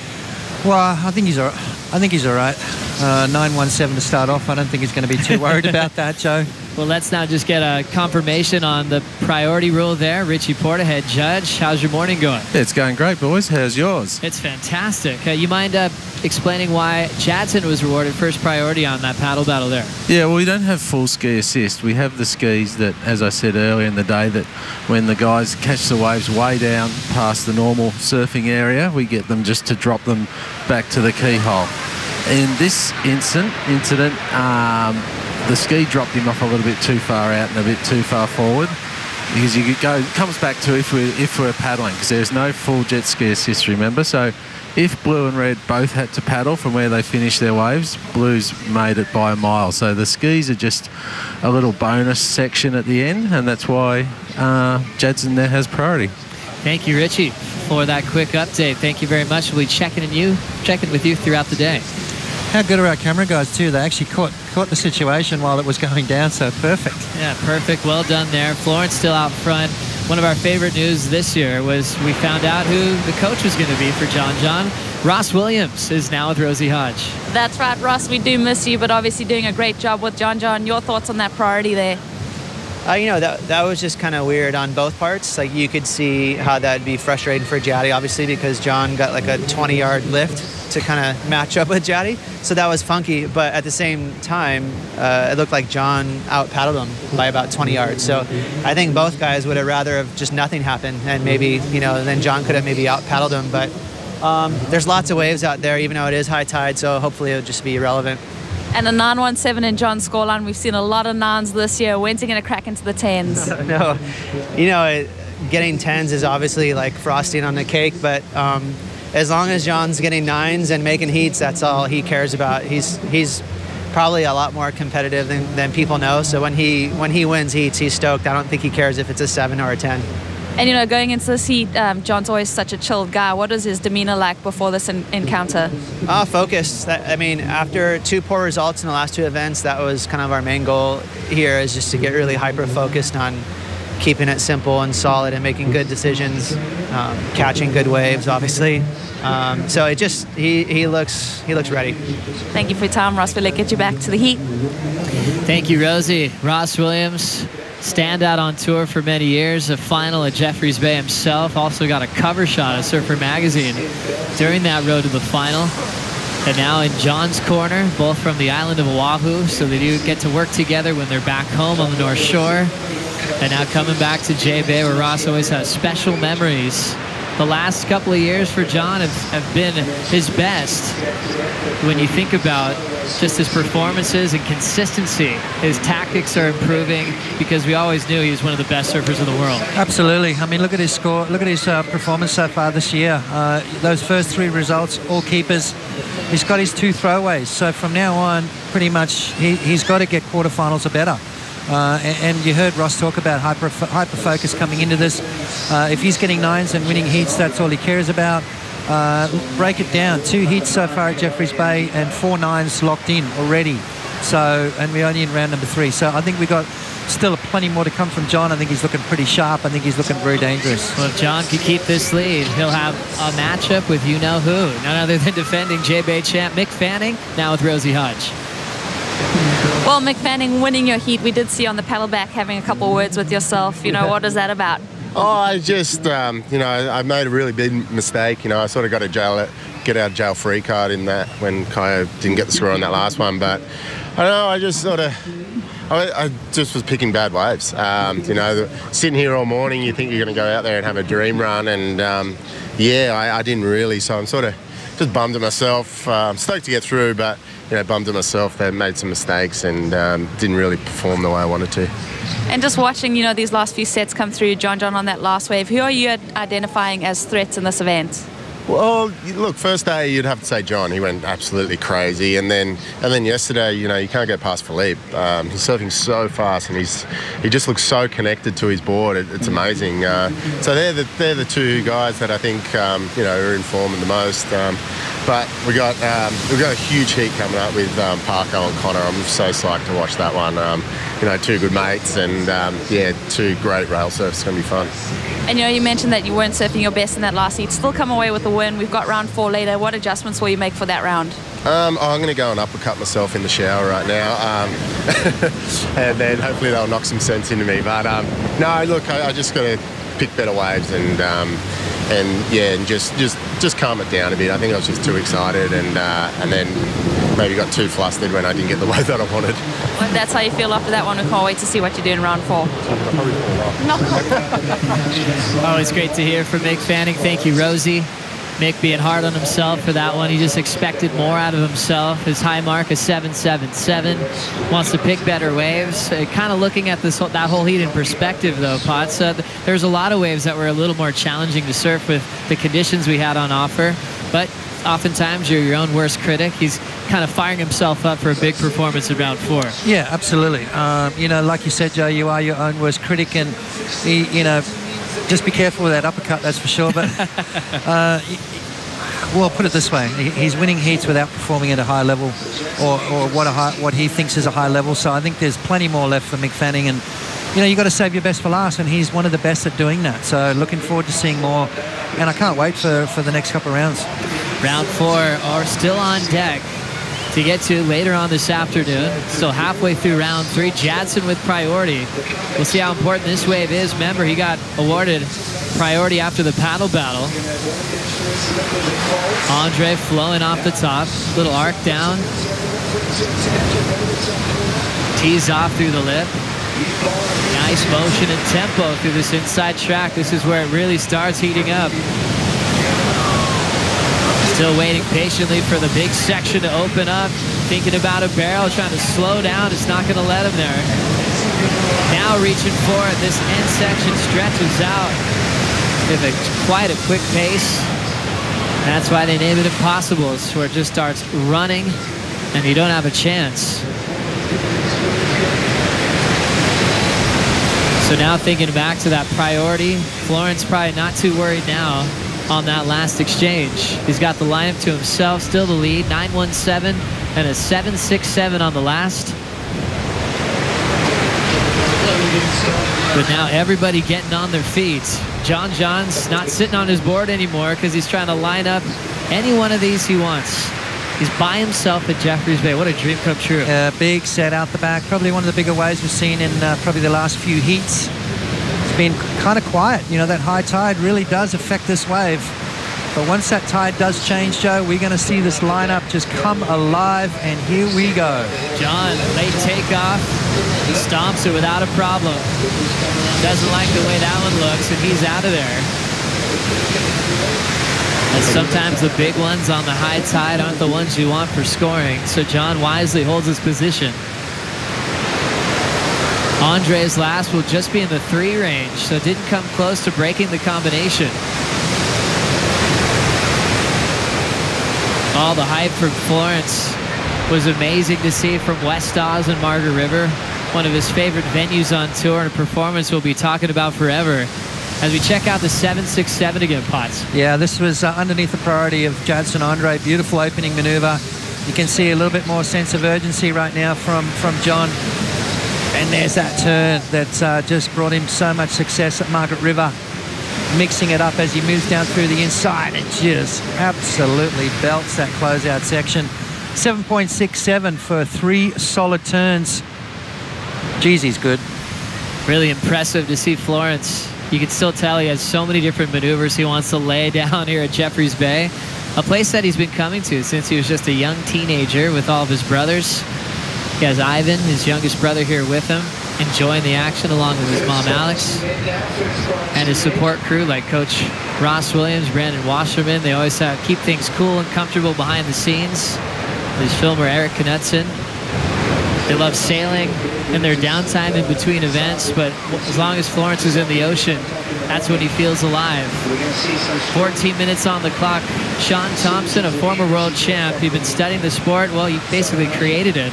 What'd you think about when Florence came on the scene? And he looked completely different than his competitors as far as his rhythm and approach was concerned. Yeah, very different. He's got a very different approach. I think Potts mentioned quiet arms. I haven't heard that expression before, but what a interesting description of the way he surfs. He's very loose from his sort of shoulder down to the tips of his fingers. It's not like he uses, we used to say when you hit that turn, you throw your body like a stone. That came from the famous Hawaiian surfer, Rena Avalera. But he just has this looseness. He has this sort of upright posture, this reactivity. I've always called him an incredibly reactive surfer. I think he's got a lot more analytical as he's learned competitive strategy, but he's so quick and his reflexes are just like lightning, but those arms are just kind of loose. So he has a very, very different technique. Some people say it comes from skating, but it's just so unique, and he just is able to contort his body into these incredible positions and lay that rail over for extended periods of time. Really beautiful to watch, Sean, and it's crazy to think back to when he was a rookie on tour, and some of the old school actually weren't too comfortable with his technique. They wanted his upper body to move more. All that's changed now, and you go to a lot of high performance centers and they're really promoting people to surf how they surf, to stand out, to not look like everyone else in the pack. John's kind of created that movement a lot with the form coaches these days. Yeah, absolutely. I mean, when I've turned professional, you look at the guys that were at the top part of that, and they all had very unique styles. None of them surfed the same. None of them rode the same boards. None of them drew the same kind of line on the wave. So it was that whole thing of trying to find your place in that mix. And I think John brings something different to the sport, and I think it looks amazing. I think it looks unique, and well, he's a world champion because of it. And he loves it. He can get barreled sitting down, standing up, with his eyes closed. It doesn't matter as we stay social with John Florence. For a world champ with a lot on the line, he'd seem like he'd have a lot of pressure. He continues to have a lot of fun. And he's a fairly private person. He disappears off social media for time on end and just enjoys the ocean. Loves sailing, loves those fast catamarans, and the Glove's going fast on his board here at Jeffreys Bay. This is Jadson, 11:45 to go, trying to make a big comeback. Blasting it off the lip. Great timing from the Brazilian. Big section to hit on that oncoming wall, and he's down. A couple of threes so far. Jadson has the goal, breaking the combination with 11 minutes to go. You know what, Joe? He's hunting for the barrel because that's what kind of brought him success yesterday. It's not quite as perfect through that inside on a higher tide, so he's got to go back to basics. He's got to go back to looking for those big backside hooks under the lip. I mean, it served him well yesterday, but today's a different day, and he's got a different guy that he's competing against. I think he's got to go back to turns, get some maneuvers under his belt, build that momentum up. He's running out of time. And now Florence with priority, with corduroy lines to the horizon. And it's up to him which one he wants to pick. Already has a 917.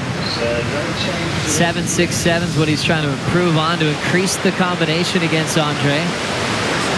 Now he moves a little bit deeper. Wave starting to peel around the corner. Florence making a decision to roll in. Starting to drive his 6-0 Paizel Ghost down the line. Lays down a beautiful highline arc. Nice transition to the bottom, right back to the lip with a layback hack. Well overhead as he jams it off the coping again. Now pulls in super deep. Florence will get caught up to the top of that barrel, and he's down. A difficult tube ride on the high tide, Joe. It's not quite open. It's not quite as hollow as it was yesterday, but as soon as that tide starts moving out, we're going to see those waves just really unleash over that sandbank. John Florence having an absolute blast here in round 3, heat number 6 with Jadson. Still combo. We'll return to Jeffreys Bay for more action right after this.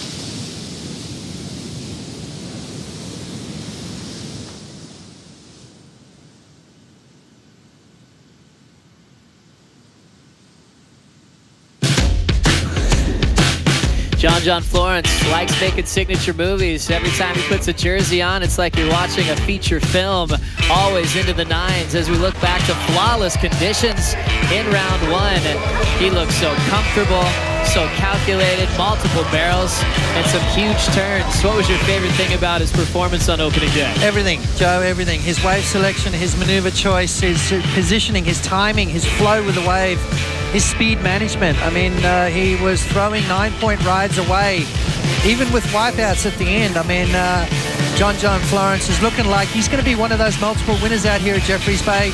And I asked you the question before, you know, once it's all said and done, what's the next era? Who's going to lead that charge? And this man is definitely right there in the forefront. Love the way he's surfing. Starting to put together heats way better. He's competing at a high level constantly, more consistent. He's going to be a multiple world champion. It's not a matter of if he's going to win another one. It's about how many more he's going to win. 19.37 combined total in that first round matchup. He had Dale Staples in there, which was a tough competitor since he had his number on the QS, as we just got a taste of that 9-1-7 that he just threw down in round 3. So he skipped round 2. Now back in the lineup against Jadson Andre. His goal to recover that Jeep yellow jersey that slipped out of his hands at the outer known Fiji Pro, with Matty Wilkinson taking the big win there. It's so close though, 250 points separating those two. So now eyes are on both of them for any mistakes to see who's going to be world number 1 heading into Tahiti. You know what, Joe? I don't think he's too worried about it. I mean, it's going to be a close race no matter which way you look at it. And by the way, John and Matty aren't the only two in the race. There's 3 guys behind them that are very close as well. So it's going to be classic. I mean, it's going to come down to the last event. Unless one of these guys go on a mad roll, unless someone goes back-to-back wins. We haven't seen multiple winners so far this year, which we normally do. By this time through the year, someone's won 2 times, but not this year, that's for sure. Jordy Smith, Adriano de Souza, Owen Wright tied for 3rd place, and look, they're not that far behind. Such a tight Jeep leaderboard. That's why we love this world title conversation. John, the reigning world champ. You can see the point totals there. Wilkinson sneaking back to world number 1 after his win. Jordy Smith, number 3 in the world. Not too far off of Florence at the moment. We lost to Souza early this morning. Owen Wright already into round 4. Owen looks sharp. Brilliant surfing and some sizable waves. Yeah. I think personally, out of all the good footers, I think he's looking pretty much one of the best. His flow, his rhythm, spot on. A comeback here for Owen. His best start ever of his career with a big win at Snapper Rocks. A massive statement there. This could be one of the toughest world title showdowns we've had, with a lot of people with possibilities. 5:25 to go. Let's see how this one got started. 9.17 on the opener, John Florence. Yeah, just in cruise mode as well, really. This is the kind of surfing that we're kind of getting used to seeing from John, especially out here at JBay. He surfed 2 heats. He's already got 4 9-point rides, and we are only in round number 3, so plenty more to come from this young man. At the moment, in a really commanding position. 16.85 2-wave total required by Jadson Andre, and here he goes. Live action just passing the 5-minute warning. Jadson's time is now to break the combo. First turn, solid. Nice arcing. Snap off the top, and Andre digging in again. Now reaching off the top, setup, turn into the barrel. He's going to go down now. Now going back to turns, that leaves Florence all alone. The Hawaiian now setting up this first section in the barrel. It's staying wide open. Right at the end, Florence gets caught up.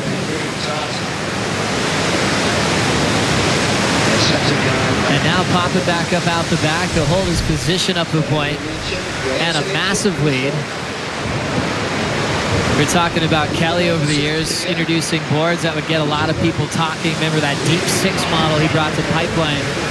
Every time they're like, wait, what was that? You just fit in the idea of a bigger board in such a smaller outline. That obviously helped with the computers coming into play with design.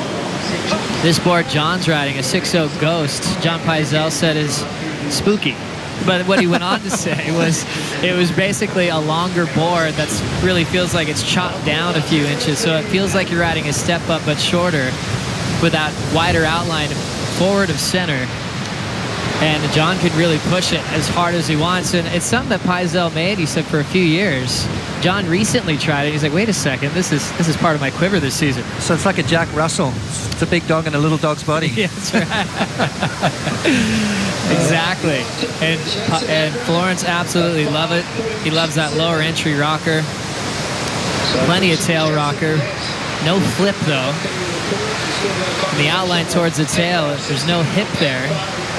So it's pretty clean, and he loves how solid that rail is. With John's ability, he could just knife it, total control. When he's going 100 miles an hour, he knows that thing is going to sink in wherever he wants it to. I mean, Margaret River, that board looked amazing. Jeffreys Bay, it's looking just as amazing. And, you know, that's the thing you want. You want to be able to go 100 miles an hour and change direction without any hesitation. And it just looks like that. It's right under his feet. You know, you heard Mick earlier talk about how so stuck on his board Felipe Toledo looks. John is very much the same. 225 pots. Now we get to watch a show. Florence has a beautiful wall just setting up. Big whip with a tail release on the first turn. Nice carving. Cut back into the pocket. Now slowing down to set up the pit. This one looks like he's got the exit. No problem there for John. Big layback hack off the roof. Wants to jam into the barrel one more time. Can he sneak his way out? And he somehow finds the escape route. That section's called Impossibles. John makes everything possible. But now 1:45 to go. He's already preparing for round 4. Yeah, I think they're going to rename that section Not So Impossible when John's in the water. But that was just natural ability right there, pure strength as well. Just to be able to fight your way through that. That lip's coming down like a guillotine, and he just managed to fight his way out. Beautiful opening maneuver. I love that little click at the end where he got those fins free. Now he's finding that smooth, clean arcs, finding his groove in the wave, slides up the board. Now he drives through that section. Perfect little positioning, perfect timing. I like the little shuffle of the feet there as well. And then that turn is just incredible. Pulls into a semi-closeout, and what does he do? He finds his way out. Amazing stuff. Beautiful angle here. You can see just that little tweak at the end, and that's what he's got. He's not just happy with the carve. He needs more on it.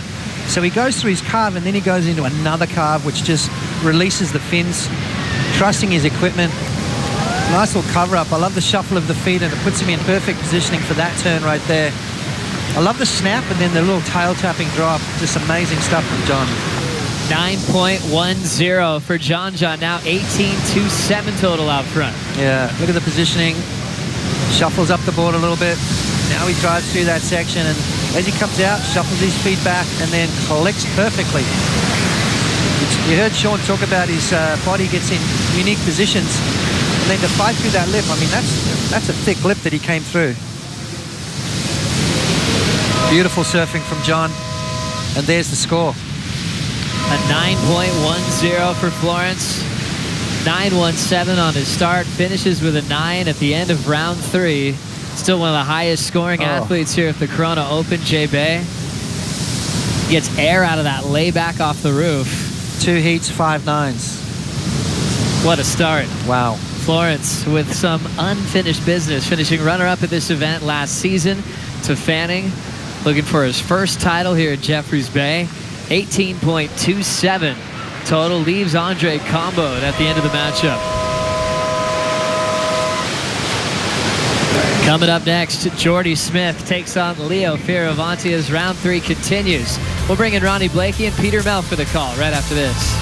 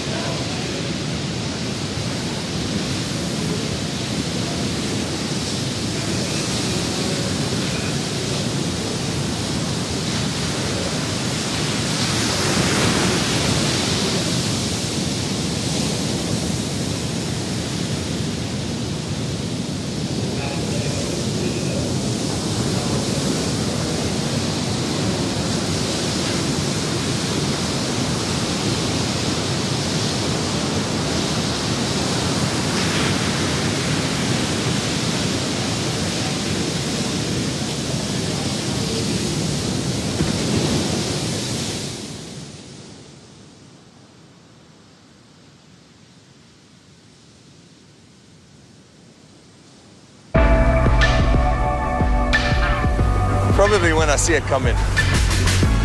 When I see that thing coming and I know I'm first in line, and I've been waiting out there for a little bit, it's my turn. I just kind of get little giggles, you know. Start paddling in and you just get sucked.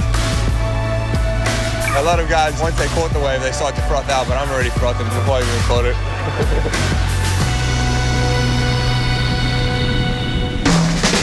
Two-time winner there, Jordy Smith, talking about what he loves about this wave, the anticipation of that set wave, steaming on in.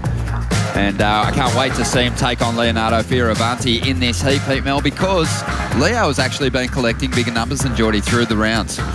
Anticipation. I feel it right now. I'm feeling like Jordy because this heat is exactly that. We've seen an in-form Leo Fioravanti. He has been a bit of a surprise in my book.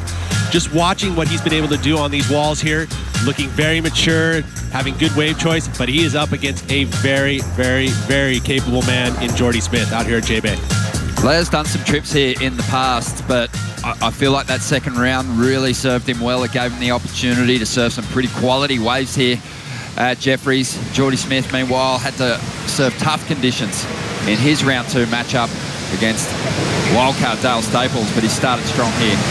Would have been pretty inspired by what John Florence was able to do in this previous heat to his.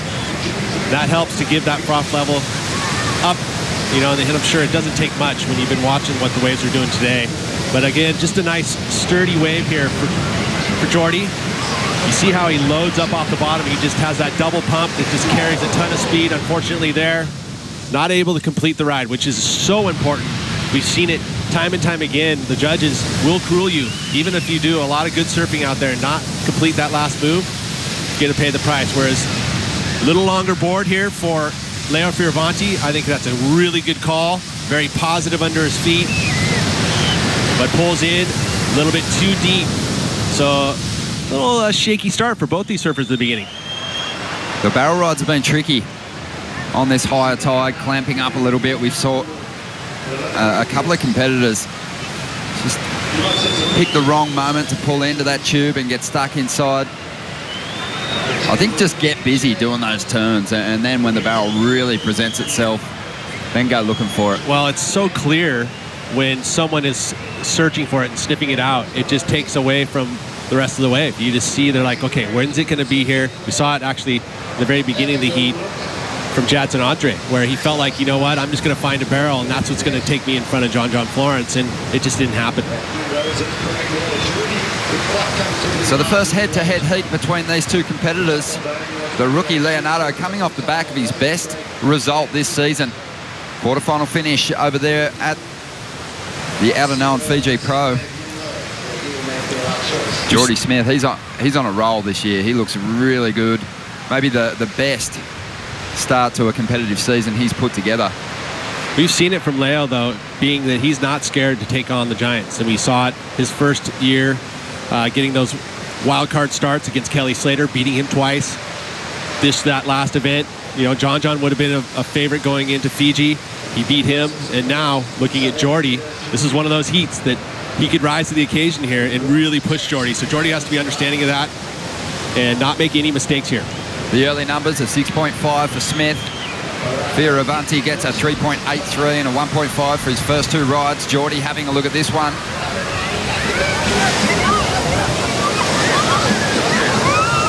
Just flows through that first turn. The crowd turning up for their hometown hero. And he digs in. Beautiful arc there. Nice steep section. He's picked this wave well. Bit of foam on the face. But Jordy's still able to get some solid turns done. And he rides out of a solid finishing move there. A little different too. Seen a lot of floaters down there, guys looking for the barrel. Jordy able to really just draw that rail out and bring that board right through that maneuver. I think the experience here from Jeffries Bay, and a matter of fact, he could even actually draw off of the session he had, which was pretty big Jeffries Bay earlier this season. He was here for that swell. This one had the crease in it. It had the double up down the line, so he knew it was going to hug along the reef here. It was going to stay steep. It was going to have a good pace. It was going to give him the ability to put a little bit of a mixture of different styles and turns. He really starts to get it on down here on the bottom half. Those big arcs are just so solid. I mean, look at that, where he just engages the rail. He sinks it deeper than anybody. And then again, you talk about this finish move and what he was able to do there. A little something different. He lays it back. That turn easily could have been cut short, but he knew that it was the finish move, so he was able to lay into that final section. Look at on the outside. With all that wind, he's able to cut through it with ease. And again, that wave hugging the reef, so it's giving him the ability with the pace to be able to fit these turns in. He sacrificed a little bit of that cleaner wall and not being a bigger wave to have it be tighter on the reef, so it's going to give him more opportunity to pull off turns. As a grommet, his favourite surfer was Joel Parkinson. He really tried to emulate Joel's style, but as time wore on, he really developed his own unique approach. I think he's taken that big frontside carve that had that Joel swoop about it and really added some power to that move. And I think a lot of the reason why we tout him as a world title contender is that he has that part of it. He's one of the best in the world on the rail, but he has an amazing air game, right? We've seen it years and years. I mean, he doesn't use it that often, but one of his big wins is in Brazil. He was punting airs to take that win. So he's got the full package. Seen him do a full rotation frontside air reverse here at Jeffreys Bay before, and no, that's a bit of a rare occasion that you see that move come to play, but he has those kind of weapons, as you said. An 8.5 on that last ride, and it was just silky that wave, but the transitions were so smooth.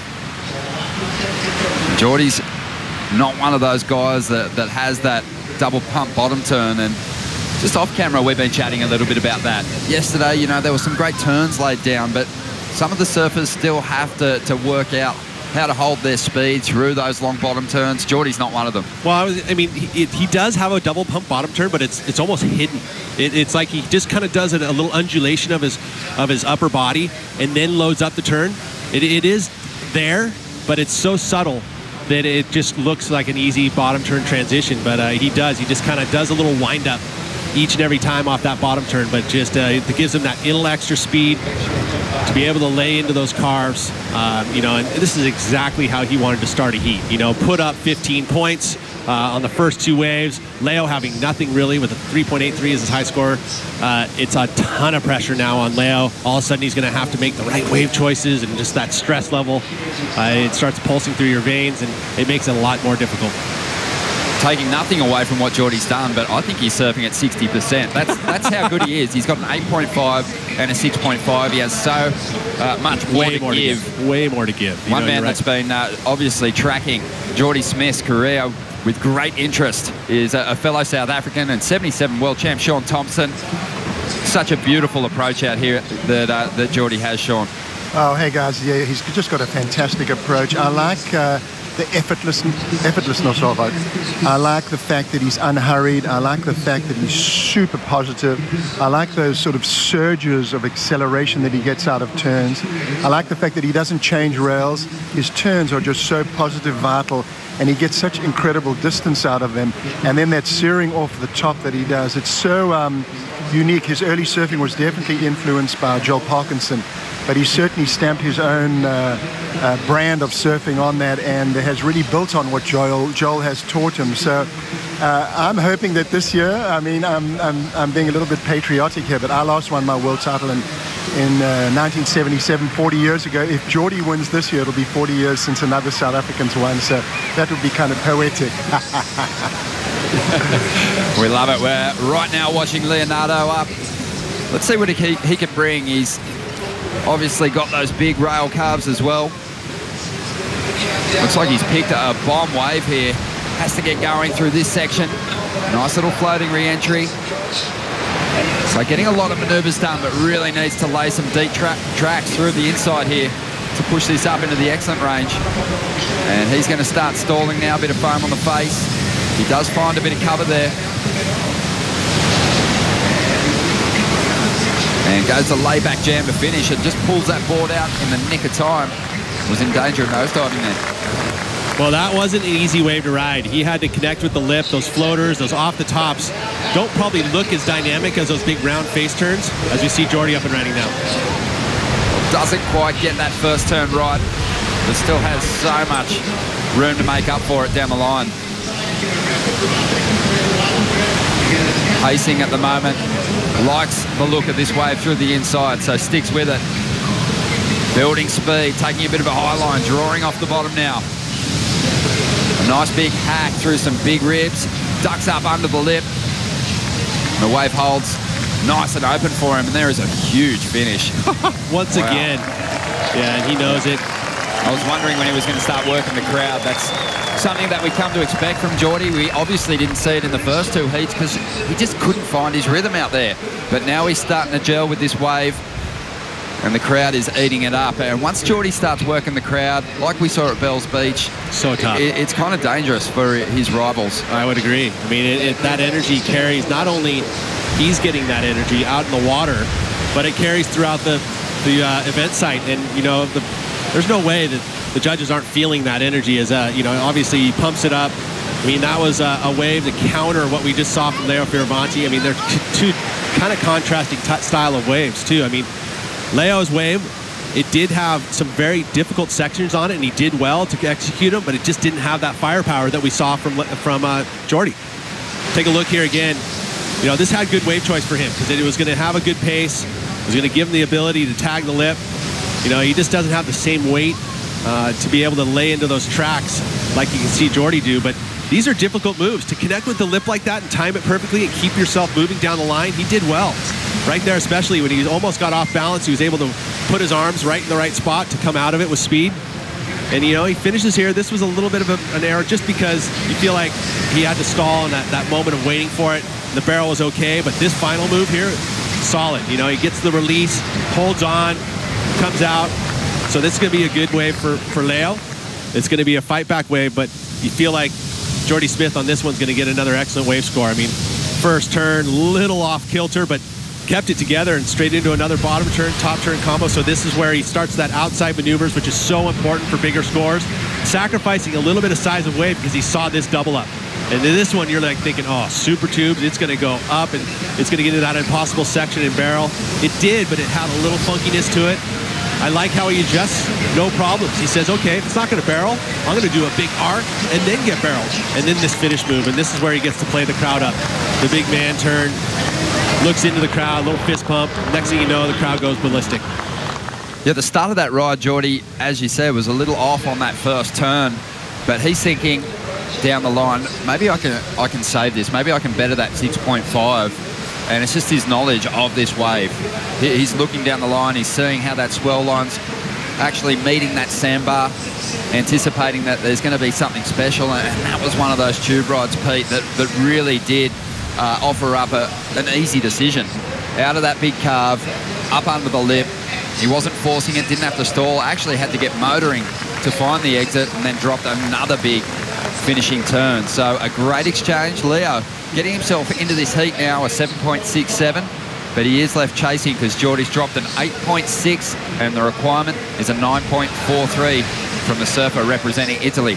Well, it was very unfortunate for Leo that Geordie got another chance on that same set, because that was a fight back wave. I like the judges, they took note. That wasn't an easy wave to ride for Leo, and he produced a 7.67 by attacking the lip. A little different style of surfing that you would normally see here at JBay, where a lot of the big turns are done out on the face, but he was able to connect with the lip there. So the judge is taking note that was a little different point of reference for him, and it wasn't easy to do. So almost excellent, but 8.6 posted by Geordie Smith, so it's going to be real tough now.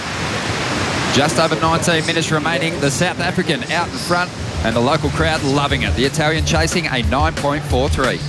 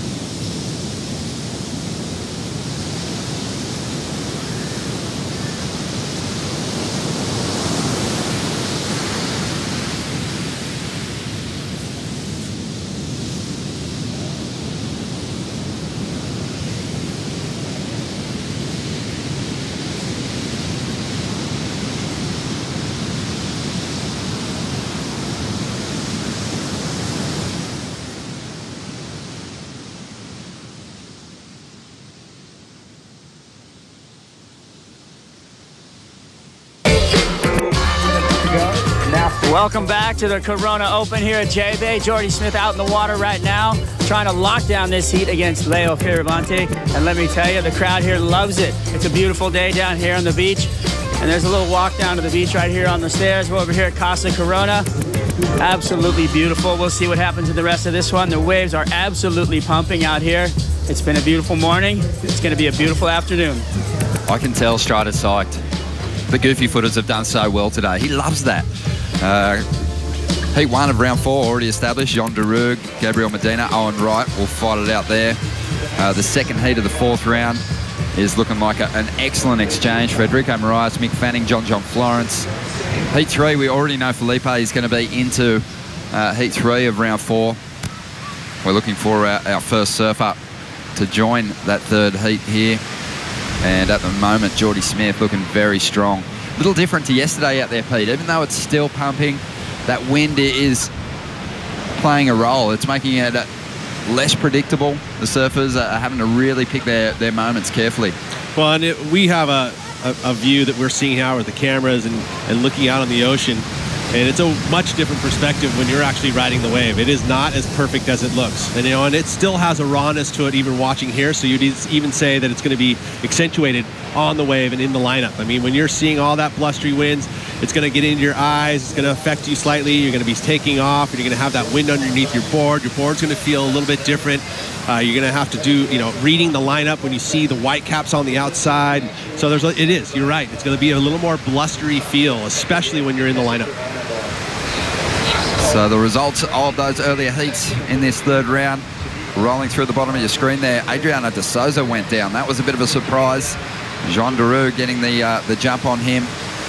And I have to say, Heat 4 felt like a bit of an upset. It felt like we saw Conor O'Leary for the first time showing a little bit of inexperience, just out of position after sitting and only chasing a mid-range 5. So he let that heat go to Federico Moraes. It really was about finishing the heat out, right, and establishing priority, making good choices, which, again, he paddled. He had priority. He was actually probably should have been in the lead at that point when he had that priority, but he let, I think, I'm trying to recall exactly what happened, but where Federico was able to get a wave and get the lead, but it was only a mid-range 6. I mean, I guess that's where Conor really didn't make any errors. It came down to paddling for that wave and missing it, and then putting him out of position, and then actually giving himself an opportunity by paddling for a smaller one when there was a bigger set wave, thinking the clock was going to wear out, when he actually did have enough time to get a wide one, which probably would have been a score as well. I mean, both those waves that he missed in those last 3 minutes could have been scores. 15 minutes remaining here. Jordy Smith still out in front. Let's hear from the winner of the last heat. A really strong performance once again from John Florence. He's with Rosie. Another great heat from you, John, and I just want to ask you, who's your rail surfing inspiration? My rail surfing inspiration is probably Tom Curran or something. Or Tom Curran for sure. I mean, you look back at the videos and he just has so much flow and it's so smooth, and it's what I like to watch, yeah. And did you look back on the videos before coming here, and what did you take out of them? Yeah, I've watched a bunch of videos, I like not only Tom Curran, just Andy Irons and stuff, and Kelly, and there's Parko and Mick, and those guys, everyone surfs, a lot of guys surf so well, and just to kind of, I guess, just take out patience on this wave. It's such a long wave, and so kind of waiting for that right time to do a turn. And being midway through this round, you had a few heats to watch. What did you kind of take away from those heats before you hit the water? The waves are definitely firing right now, but the tide got a little bit higher, so it's got, some of them are kind of fat, almost going out to sea. So I was kind of trying to keep an eye out for those ones, not to go on those ones, and hopefully get ones that kind of had more of a doubling up line. I think I missed a couple that were really good, but I guess that's how it goes. You always think the ones that you didn't get were better. Well, John, we can't wait to see you in round 4 later today. Thank you. Thank you, Rosie. John Florence looking very sharp, and what an exchange we've just had play out here in Heat 7. Again, Leo taking that first wave in the set, but just all the attention being stolen by Jordy Smith, just finding a bit more quality in the walls out there, Pete, and finding waves that are just making it easy for him to decide what he's going to do down the line. Well, we had no problems there. I mean, that was the longest barrel we've almost seen here in the event so far. Literally just 3 sections. He was able to pump up through it, which is kind of rare, because a lot of times you have to kind of pick your line, stay in your line, and it doesn't give you a lot of room in the barrel to be able to maneuver through it. We saw that where he was able to pick it up. And it was like, I mean, look at this wave. It's a 3-footer, 4-footer off the takeoff, but he knew it was going to grow down the line. Again, the second wave, he even gets a beautiful arc to start this wave off and knows it's going to line up perfectly through this inside section. And here's the barrel. I mean, pulls in. You see right there, pumps up, a little squirt up, another pump up, and then the thing still keeps railing off. And of course, the crowd goes nuts. And at that point, you're just like, Leo had to watch that as well. I mean, he came out of the hole with speed. You can't deny a wave like that. Some of the best we've seen so far. Nothing better than watching Geordie Smith surf JBay, unless you're in a jersey surfing in the same heat. Leo had the worst seat in the house to watch the end of that ride. Well, and he just came off of a really good wave. You know, that was another solid, excellent score for him. But at this point, you're going to see probably a perfect ride get posted, and that's it. It's going to be really tough to come back now. And it is unanimous across the board from the judges panel. A 10-point ride for Geordie Smith. And he is well out in front now. Leonardo, you can hear the crowd reacting. The onside announcers updating him on that score, but an 8.5 for Leo too, but still finds himself comboed, chasing a two-wave total now of 18.61, 11 and a half minutes to go. Strider, plenty of noise coming from Casa Corona. Yeah, you know what? I'm actually down on the beach now, and the beach crowd just lighting up and loving it. I can guarantee you can hear it out in the water, even with this wind blustering across the point. They're just going off. And just when they announced the 10, when he came out of the barrel, the decimals went through the roof. And they are loving their hometown boy, going mad out there right now. It'd be tough to be Leo watching that wave as he came out of the barrel after he just really crushed his best wave of the heat, and then kind of get deflated by Geordie snapping into a 10-point barrel there. Beautiful ride. Yeah, always hard, Pete, for the rookies, obviously, to maybe be in a situation where they're losing out early on in an event once again. But Leo will be happy with the fact that he's posting excellent scores, and that's something that I'm sure his coach will be reassuring him if he doesn't progress through this heat. Yeah, and I get that, but it's gonna sting first, I'll tell you, and he's gonna feel it. I mean, he probably so excited to be able to surf JBay at this level, you know, what kind of swell we have on tap. And look at the surfing he's doing. He really is. I mean, if this was a one-wave set, this was the fight-back wave that he would have needed. You know, he did set up this inside section. He's paying attention to that impossible section being an opportunity to get barreled, knowing that he's trying to kind of take the crowd out of it too with his own barrel riding skills. But sure enough, he would have popped up and then just saw that wave and been, oh, man. Very difficult. 10 minutes to go and a 10-point ride for Geordie Smith. Sean Thompson, you must have loved that. Yeah, I loved that ride. It was, you know, this morning on the morning show, I said, I think there's going to be 4 10s rolled out today, and Geordie's definitely got the first one. You know, he looked like he kind of stumbled right at the beginning of that tube, and then he like stumbled into perfect trim and then just got that perfect high line right across that bowling inside section. He's looking so unhurried. Geordie, you see the kind of stumble there. He's like surfing in third gear. To me, it looks like he's got about 2 gears left. He's pacing himself so well, and just a beautiful, clean line across that. And I love the way he came out casually with nonchalance. Look at that. He's not throwing his arms in the air. It's just like, man, this is me. I'm stylish. I'm owning this. It might be like one of those European cars with 6 gears. Maybe he's got 3 more to go. Possibly. Could have 4. But looking really sharp at the moment. That is for sure. And we wondered, Pete, when he was going to click, because usually Geordie, he sort of starts hammering these long walls from the very first round, but Connor Coffin got the jump on him in the first round. Dale Staples really pushed him in round 2. Nothing separating the 2 competitors in that heat. A 10.67 heat score total for Geordie. Dale just behind him, 10.27. But he is really making up the numbers now. Well, you would know that was a bullet dodge. I mean, he literally thought he lost that heat, because Dale did get the opportunity at the very end of that to just turn a 4-point ride.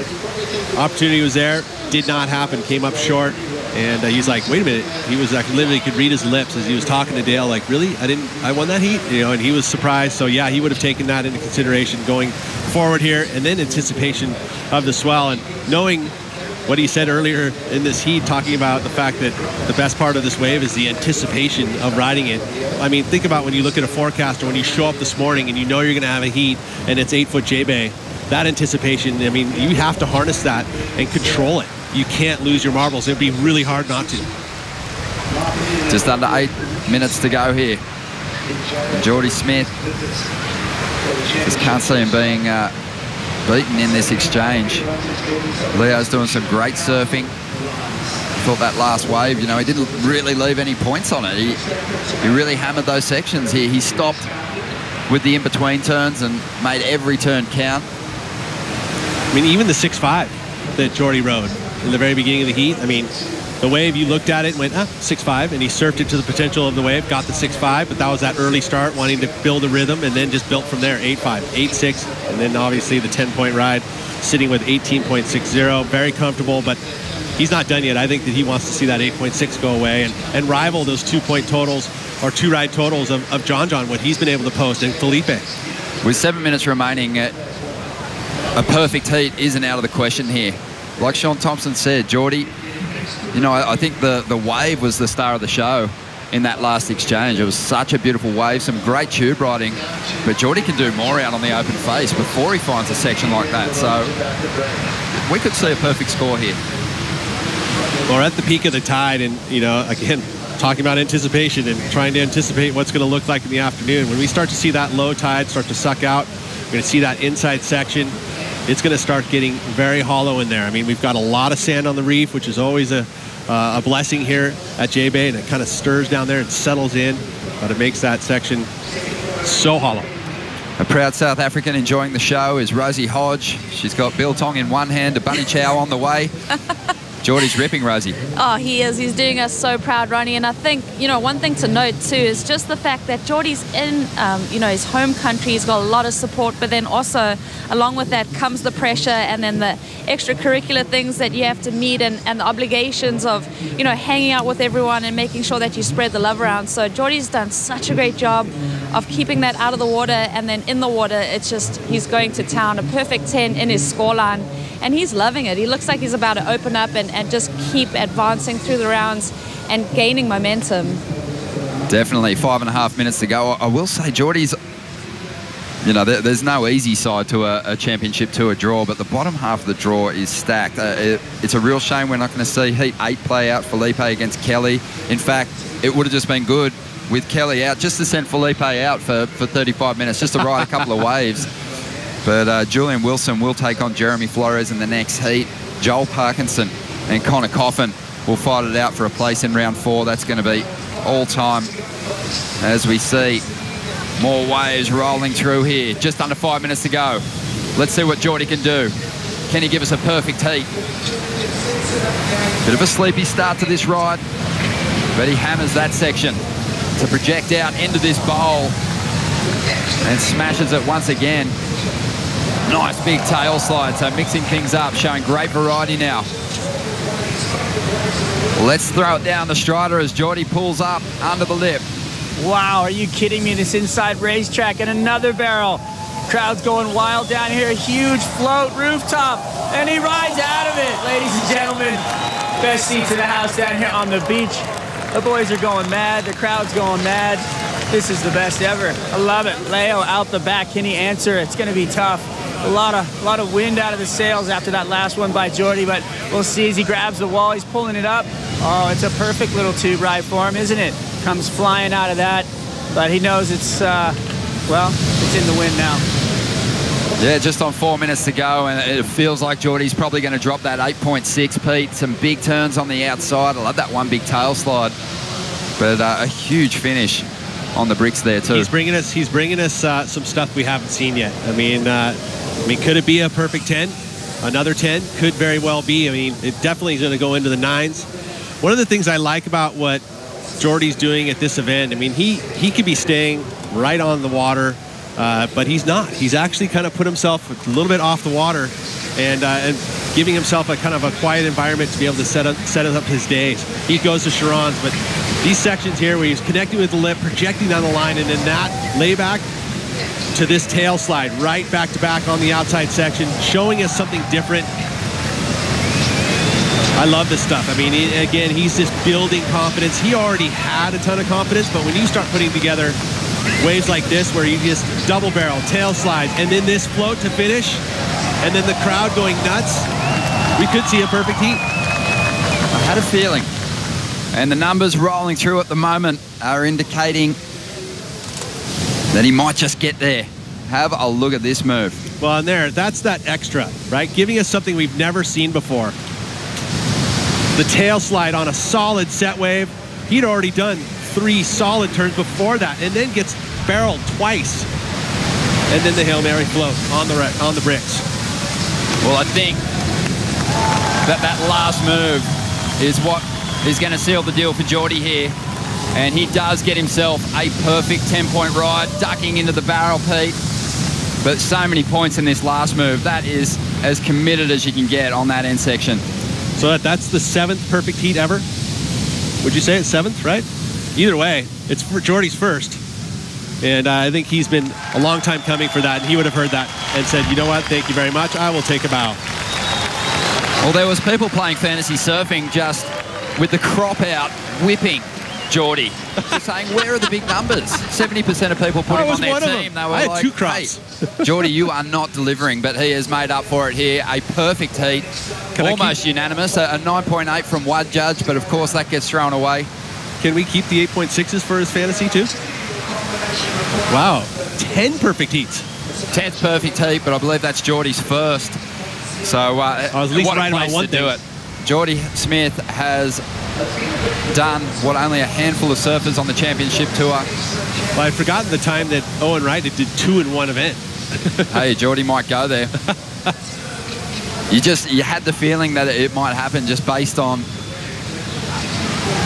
just the cruisy pace Geordie was surfing with. He really stepped things up on that ride. It had a great pace for a lot of moves. And Leo now, with just under a minute to go, can enjoy this clean ride. Pressure's off. He's out of this heat. He's going to fall out of the event, but a great performance and the opportunity to perhaps throw away a 7.67 and push his heat score total up a little higher. A great effort from the rookie, though. Well, you keep his head up. I mean, 16.17 heat total is solid, and now he's just going to get drained at impossibles on the sandbar. Would have been a nice view. Almost could have made it out of there and could have added his own 10 to the mix, but either way, I mean, a great performance from Leo, but an amazing and truly fun event, heat to watch there by Geordie Smith. He would have been loving that. Just under 20 seconds to go. And Geordie Smith is going to be powering on through to the 4th round. He'll meet Felipe Toledo in Heat 3, along with the winner of the next heat. We're going to see go down. Heat 9, Julian Wilson up against Jeremy Flores. Can't wait for this afternoon's WSL post show to go through Geordie Smith's highlight reel. A perfect heat from the South African. More big scores coming your way right after the break here at the Corona Open JBay.